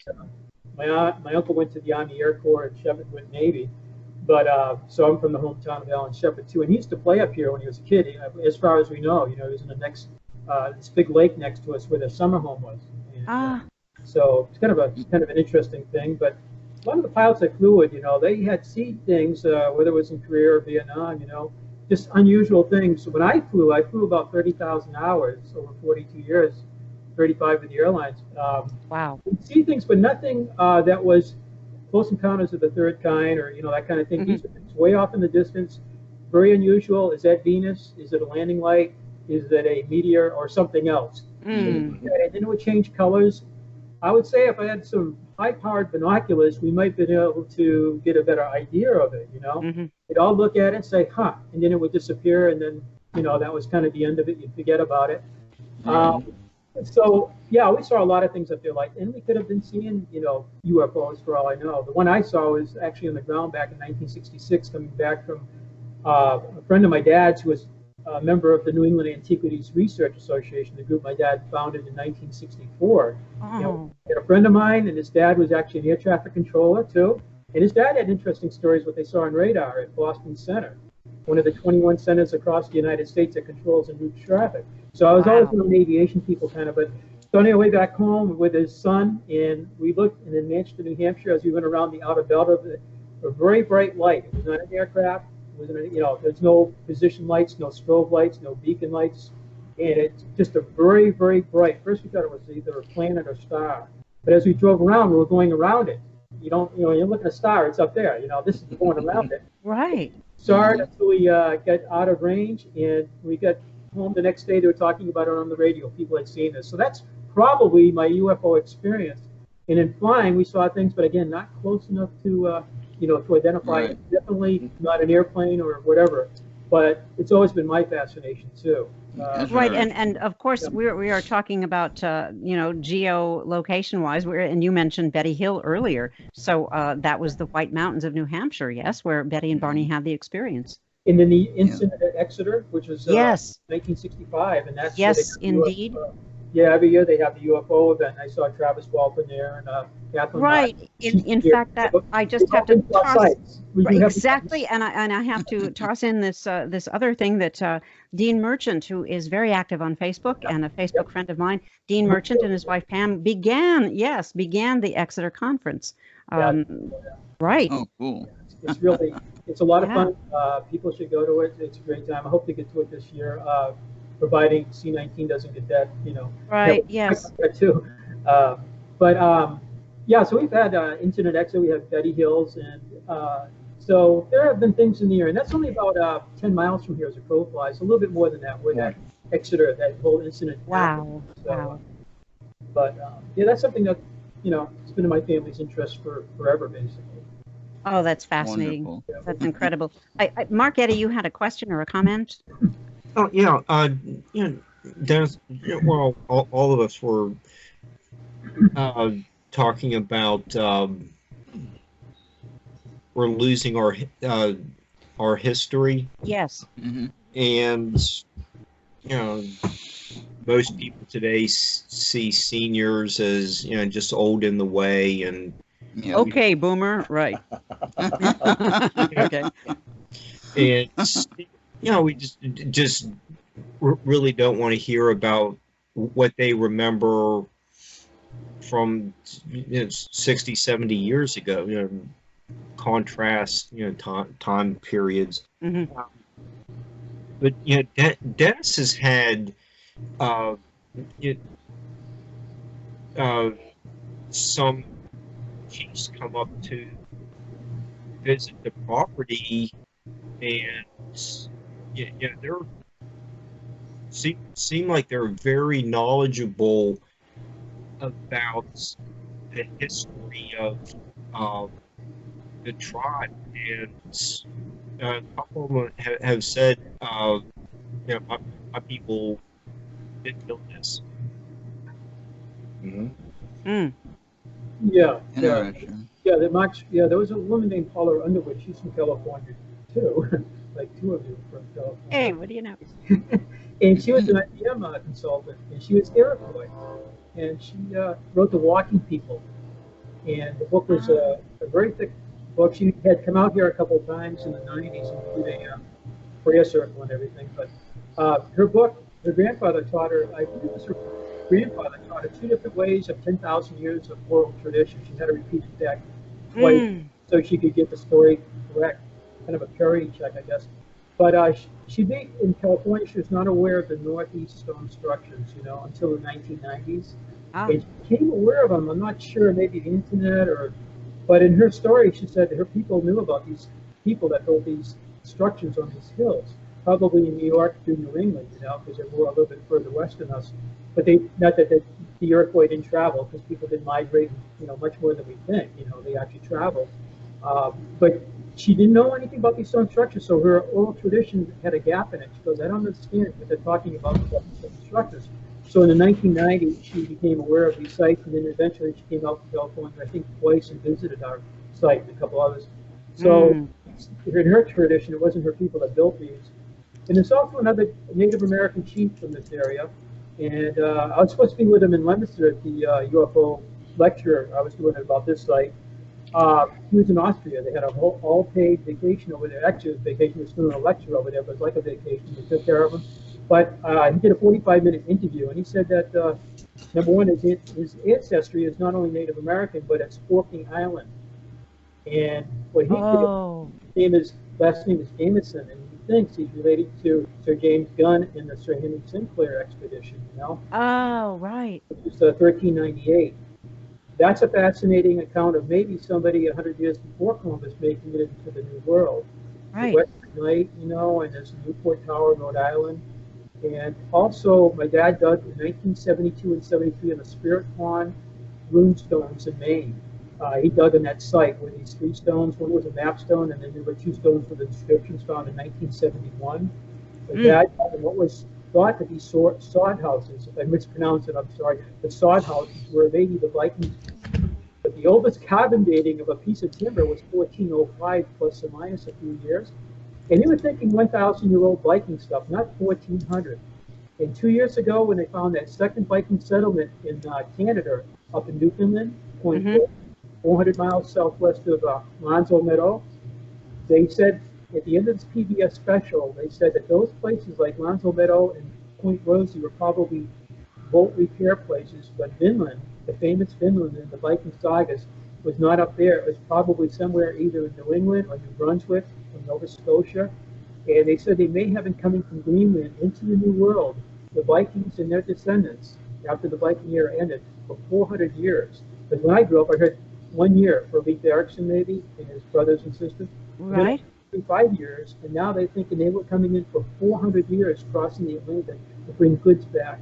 And that 5 dating would put it right into not only Sir Henry Sinclair, who had 1/4 Norwegian blood in him, but also into the post-Viking era. And then the little ice age takes off. And things get cold, and the Greenlanders disappear off Greenland. Never to be seen again. They don't go to Iceland. They don't go back to Europe. They may have come into America. Because the church sends up a bishop, and they have the name of the bishop, the year he visited. The place is abandoned. Greenland is abandoned.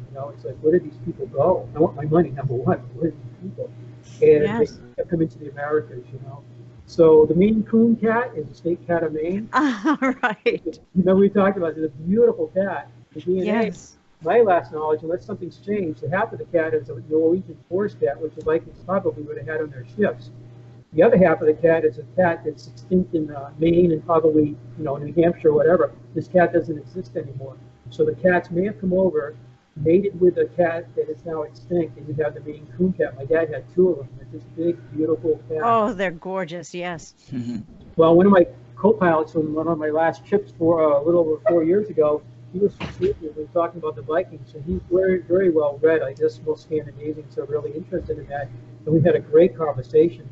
And I mentioned that to him, and I said, the Maine Coon cat? He goes, oh, yeah, I know what they look like. And I said, you know what the Norwegian forest cat? He goes, of course, my grandmother, he's from Sweden, He goes, of course we know what they are. So my grandmother has them. They're huge. I said, do they look similar? He goes, yes, they do. And I said, the DNA indicates it's a hybrid. It's both Norwegian forest and a cat from Maine. So the indication that Vikings may have made it into Maine, possibly, and the Spirit Pond Room area with the sod houses and the inscriptions could be something to do with post-Viking, the descendants of the Vikings. So, fascinating, and one can certainly extrapolate that the cats were on board ships to perhaps keep the vermin down, keep the rats away. Exactly. Oh, yeah. Yes. Yep. So we're looking at everything now. Oh, Animals, inscriptions, words, place names, structures. that's astonishing.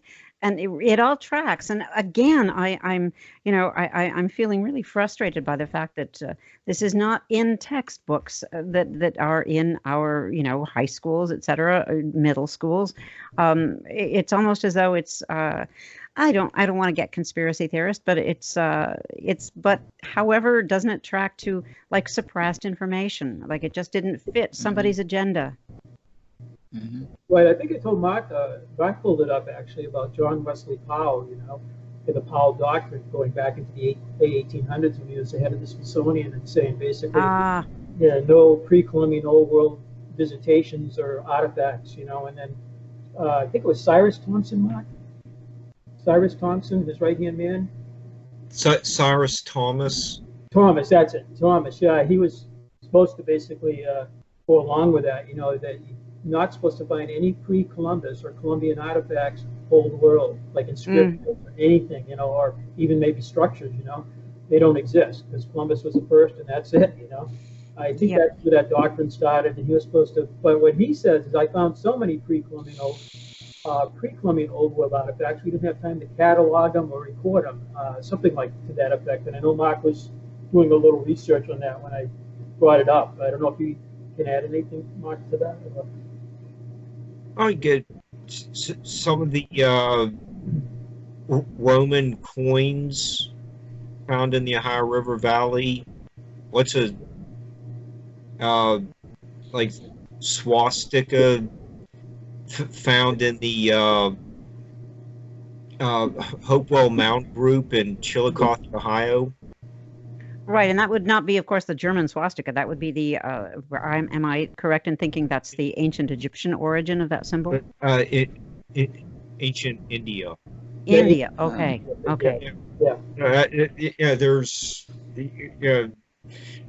Powell's, the Powell doctrine seems like it's very quickly, became quickly outdated. Fascinating. Mark, you had a question and it disappeared from my screen. It was something to do with the forestry project. Yeah. As well, we're probably down to what 13 minutes or so. Right, Ron. How much time have we got, Ron? Until we go to sleep. Okay. Okay. No time limit here. We're not bound by When we start falling out, that's when we end. Just wanted to have Dennis comment on what's going on with the forestry project. What's the idea behind what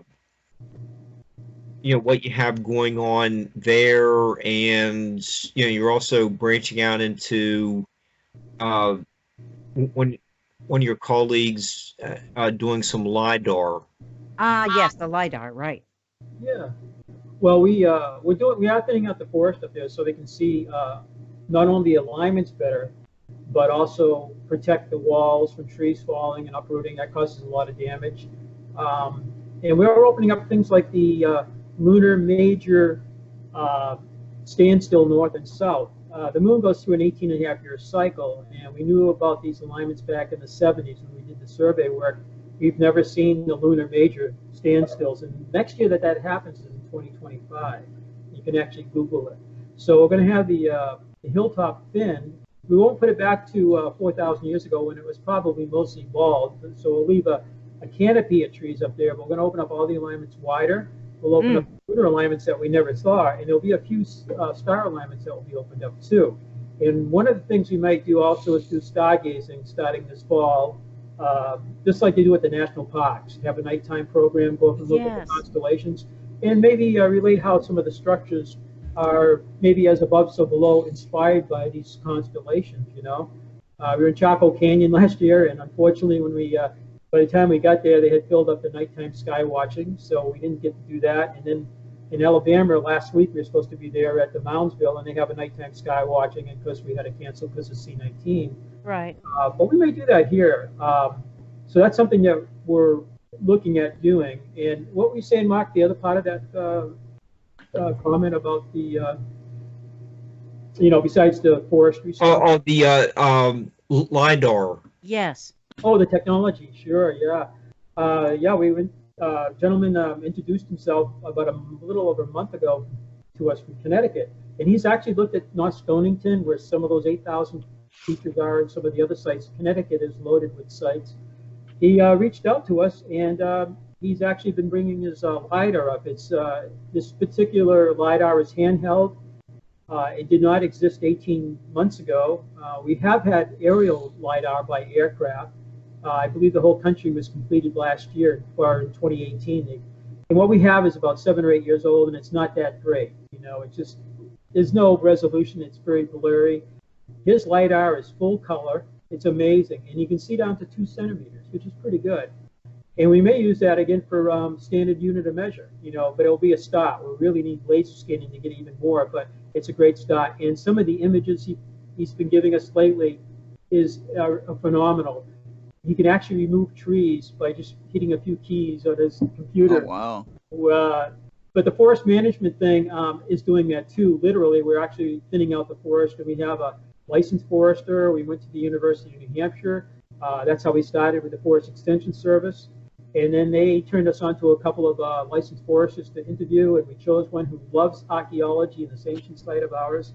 Oh. And, unfortunately, they had to pull out in February because it got so warm, and the heavy equipment was going to cause some damage by sinking, just very, very heavy equipment. So they pulled out, and they hope to begin again when it's dry. So when you come to visit, you'll see a much more open site. You'll be able to see the serpentine walls, the windows, some of the quarry stones, the 33 that we have up here. And it should protect the walls from further damage. Every time Yes. I just had one fall right across the watch house. I guess, Mark, just a couple of days ago, I sent you the picture. A great big tree came crashing down. It unfortunately missed the watch house and the serpentine wall that's in front of it. Because the watch house has a serpentine wall that goes 2,550 feet. It touches every foresight astronomical alignment. It does undulations up and down. No. It back in front of itself, does one more hump and a 90-degree twist. And it looks like it's biting its tail, which would be called the Ouroboros. Yes, Ouroboros, which is that's again one of my favorite themes, and it's Egyptian, I guess, in its origin, and then went to the Greek, etc. And by the way, I had to pull up on my phone. I had to pull up LiDAR. It stands for Light Detection and Ranging, and is very similar to the better-known radar. Basically, a laser pulse is sent out of a transmitter, and the light particles, photons, are scattered back to the receiver. So that is LiDAR. Yeah. I use a metal detector for some of the prospecting. That's about all I do. We have 3 of them here. My dad and my uncle were big. My uncle and my other uncle were all metal detectors, and I did it too. And we do use it occasionally up here, but we don't let the public, because they'll be tempted to dig up, and we can't have unauthorized excavations, going on up there. But they are a great tool. But we have used ground penetration radar. This gentleman is a friend of a lady from Boston. Now, he's from Connecticut. She's from Boston area, and she's been bringing her ground penetration radar. And again, very expensive equipment. And they now are able to take the 2 sets of data and blend them together, and you'll have as above and below imaging all put together. And it's like the first time they're doing it. I have a gentleman that has thermal imaging equipment. It's $12,000 thermal camera. Oh, wow. Doing us too, and with high definition color. Now he has the latest. It's combined, both high definition color and thermal imaging, and a brand new drone. And I'm trying to get all 3 of these people together, because if they can blend this technology, they are in business, doing business and making money. It's wonderful. But if they can do this blending together, especially for an archaeological site, you can have one heck of a 3D model of this place and see things above the ground, below the ground. It'll get not only that, but things that we may not even know, especially with radar, detecting things underground. She said she can go up to 100 feet below the ground under certain soil conditions, but if you went on top of like a highway and there's salt on it, you can only go down 2 feet. So it does vary depending on what's the surface and the Right. But we are using like the latest stuff here, and it's what we'd like to use is optically stimulated luminescence, because you can take cores next to a wall of soil and date that soil, how long that soil's been sitting there, so you get an indirect dating of stone walls. You don't need charcoal.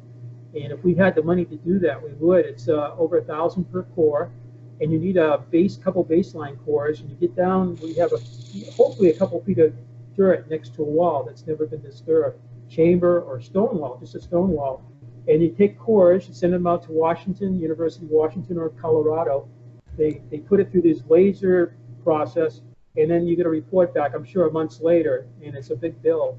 How long the dirt's been there, the last time it saw the light of day. And you might be able to start dating these walls.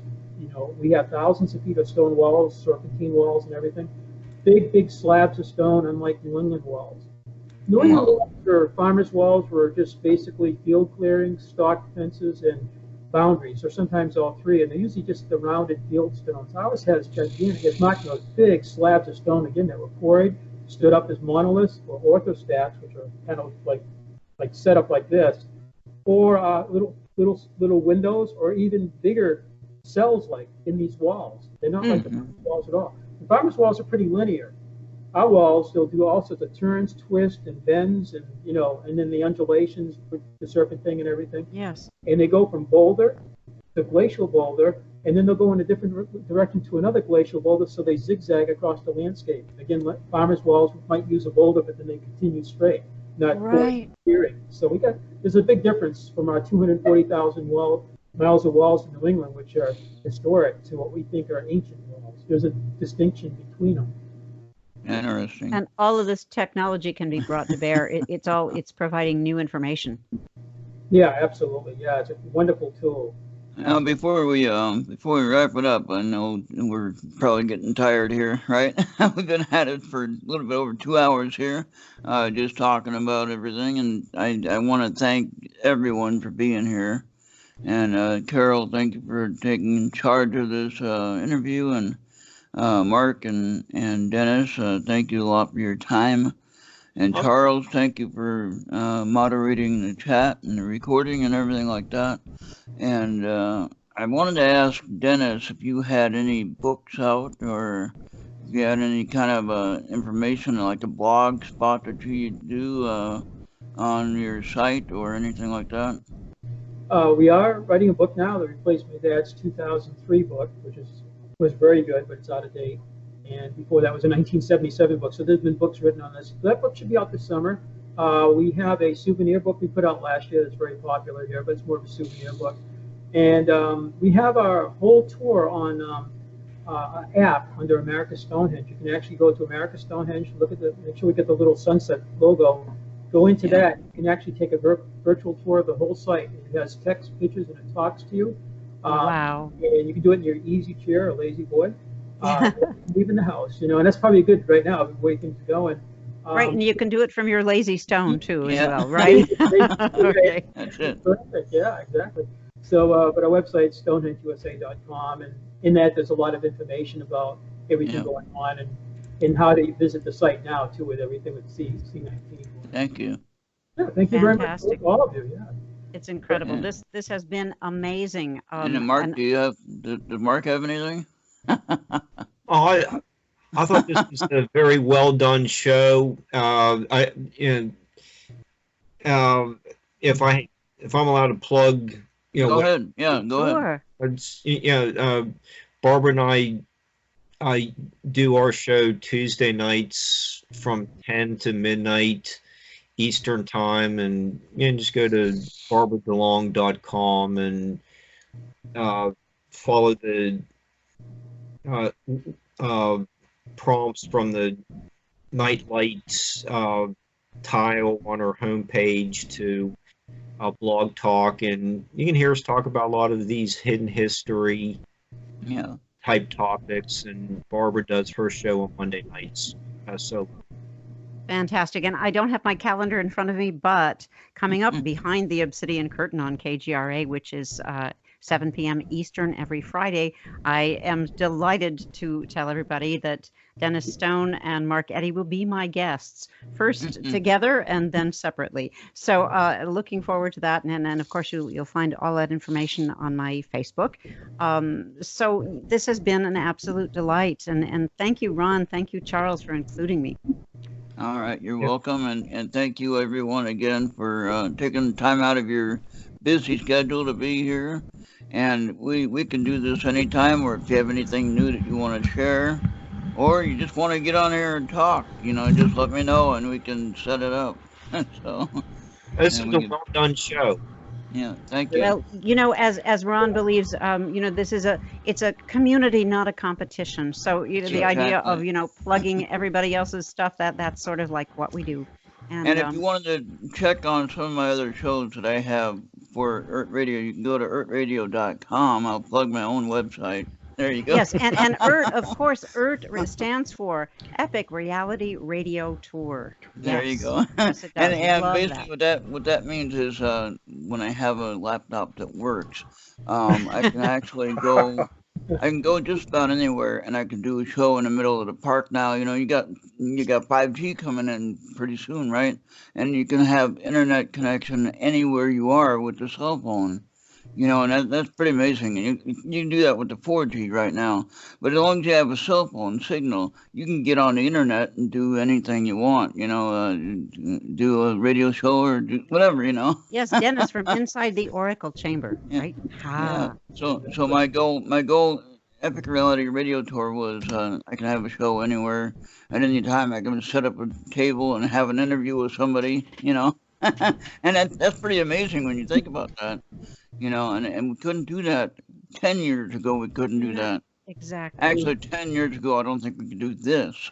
So I think we've come a long way with how we're able to do these interviews and these talks, and that's why we need to keep this going. As long as we have this opportunity, we need to keep connected. We need to keep talking. We need to keep sharing our thoughts. And we're not going to agree with everything that everyone says. We don't have to. And I don't mean for that for anyone to say, oh, I have to believe the way you do or anything like that. The whole thing about this connection is that we can all share our own thoughts about whatever we have. Like Dennis mentioned before, we all have our own opinions, right? I always like to say we all have one, Exactly. And check out America's Stonehenge. Yes, Yep, indeed. there you go. Yeah. All right. And I hope to do that in person. That would be delightful. Oh yeah, that would be a lot of fun, wouldn't it? Especially like in the fall, like what Dennis was saying. And so we'll have to we can maybe do a plan show. that. We're going to do a Yeah. show here. Yeah, maybe you can Indeed. give us live from the site. Yes. give us a personal tour, and I can have a video tour of it. We're all invited. Everybody's invited. Come on down. All right. Indeed. Yeah. Indeed. Now, what I plan on doing with this video, the reason why I had Charles record it is I'm hoping that I can do the video part of it and upload it to YouTube, which is what you see us on the screen. And it just be kind of neat to get the voices with the look, with the visual. Yeah. Yeah. Definitely. A lot of times you have the voice on the radio and you don't see what the person looks like, and then that's him. That looks like him. What? And the Right. voice doesn't match the look. So it is a lot nicer to be able to see the face and to talk, person to person, because almost like I know you now. Yeah. So that's Yeah, what I this has like been about the visual. Very Yeah. cool. And so when Carol gets over her shyness, she'll be with us, and she won't worry about her hair. She'll just get on the camera and be fine. And Okay. we'll get her used to it. And but anyway, yeah. So I want to say this has been a lot of fun, and I'm going to say that this has been a lot of fun. And I will schedule another time when we can all get together again, and we'll try to do some more talking about some other points, if we can come up with some other things. I had a really quick thought about the carving of the stones. Now, we use a big hammer, like a sledgehammer and a chisel. We can chisel away a granite stone pretty easily with a 10-pound sledge, right? Now, they didn't have 10-pound sledges back then. You mentioned a rock pick almost, right? Kind of like Have you found any hammer stones? Yes, we have. Yeah, we have found them over Okay. the oh, years. there you go. Mm. I found So there you go. about 4 years ago. Actually, it was about yay big. I found it right between two of the quarry There you go. stones.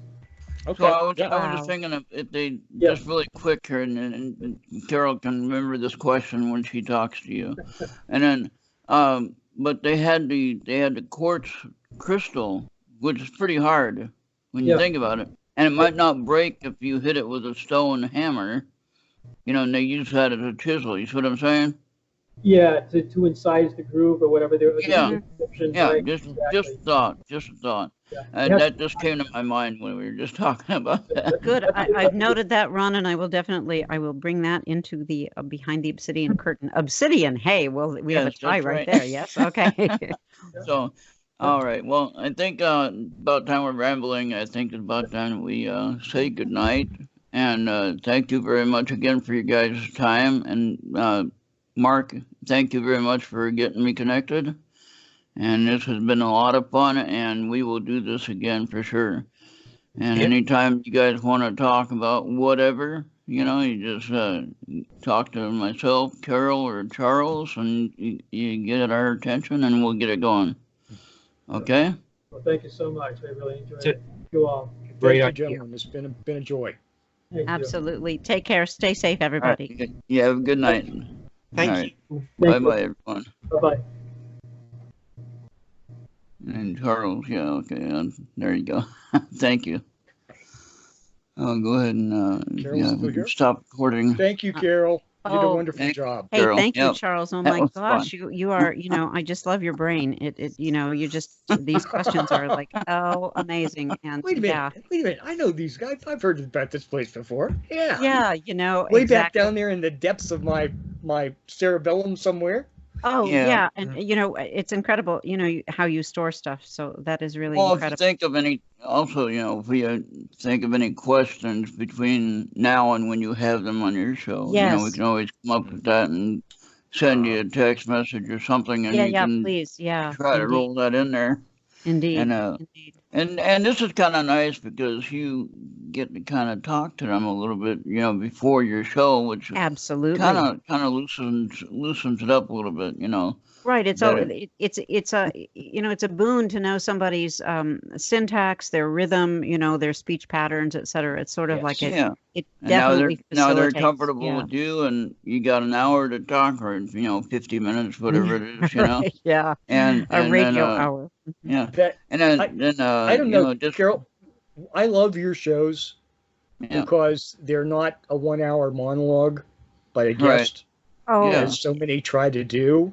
yeah, Yeah. You make it a Oh, thank you. conversation, and that's Thank so you. much more. That's so much more engaging that way. yeah, Thank you. Thank you. Well, it's so funny because, unless it's a topic that I really don't know anything about, I think I might have said this to you guys before.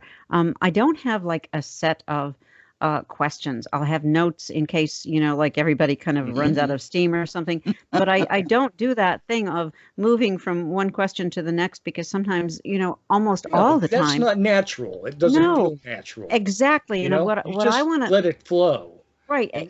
That's exactly the word flow. And it's sort of like I kind of want it to be like you run into somebody at a social gathering, remember those? Where you've got this person's ear, and you can listen to their responses, and it's sort of like a one-on-one kind of an opportunity to back and forth with somebody. And Yeah. then the questions that go through my mind, I'm pretty sure are going through the gentle listeners' minds out there. And so, Indeed, it yeah. does. See, there are so few people that do that kind of interview anymore. Well, I thank you. really, And what I like, I yeah. loved Art Bell. Oh my God. And Well, you see, and he's what I my liked model. about- He is my model. and Oh, what I yes. liked about Mark Because was, he did that. yeah, Yeah. and see, Mark had mentioned that, he mentioned talking points, yes. and not necessarily questions, but Right, like exactly. a Sure. platform to Guidelines, go things off. that you want to touch upon. Yeah, exactly. And things that are pivotal, and then like when I don't understand something they're talking about, I'm thinking, well, there's a bunch of people who also don't like what is Right, LiDAR, true. et cetera, et cetera. Absolutely. And so it just it kind of I think the whole idea is to share information, and if you Yeah. just sort of ignore the fact that there are people listening, sure, it might be easier, but I don't think that's what this is all about. I think this is like an exchange and a sharing. Well, I'll tell you Yeah. something. my idea of my function in these kinds of things is to drag things off into the weeds a little bit. Yeah, exactly. Well, Yeah. because Because I want beautiful. something, I don't Beautiful. want something that's been said a dozen times before. right. I Oh want my to, God. I want to Excellent. I want to shake people a little bit and get them to think, you know? Yeah. That Yeah, was and like, bringing up the Bronze Age collapse, yeah, which is about the same time exactly. period. Right. These are all known, pretty well known things, and it puts this site into a chronological matrix. Yeah. Yeah. Okay, Oh, it it gives totally. this is when the pyramids were being built. Yes, yes, This was there, and absolutely. And the idea, exactly what you're saying is if we're all in this for the possible solution or clues to these to enormous universal mysteries, expand the right? vision. Exactly. And my sense has been for a long time that everything is connected. So there we go with, like If we're still ma- on, I got something that I just came up in the last few days. That this quarantine, whatever the hell you want to call it, okay? yes. This is something that we've been working toward for a long time Yeah. because we're prepared for this generally, Mm-hmm. I will say, in this community, okay? Mhm. And everybody thinks that everything's just going to go back to normal. No. Mm-mm. It's not. Mhm. And this is the chance to guide, Oh, Yeah. oh to my get people God, to that's put away well their. And said. I would rather keep this communication opportunity. This is what this is. Yes, because there are Yeah. half a dozen different ways this could go, Yes. and Yeah. most of them are bad. Yeah. Right, right. Well But You know, said. let's try to There's the make. Let's try to. totalitarian this, Yeah. and there's Uh-huh, the corporate that, Yeah, Yeah. and then of course and the lurking religious other thing. right, and lurking around the I corner wanna is the new go- world order, right? Bring things around to a new level. Yeah. A Yeah. new level of blending the Mhm. health and the spirituality and the true wellness and worth. You see that's what I wanted. Oh And my to- God, yeah. yes. See, Oh, we were Charles. so that talking we about can be your show. complete people again. Yes, We were oh my talking about God. your show, Charles. See, Hmm? we're talking about your show. Yeah, I guess we are. Charles. Charles. See, Charles had a Charles, you've wonderful. gotta do Charles it. had a wonderful. That's He had a been my wonderful vision. idea. He had a wonderful idea, and I think that now is actually the time that if you have the energy Throw it out there and to go in to Get that it moving. whole thing.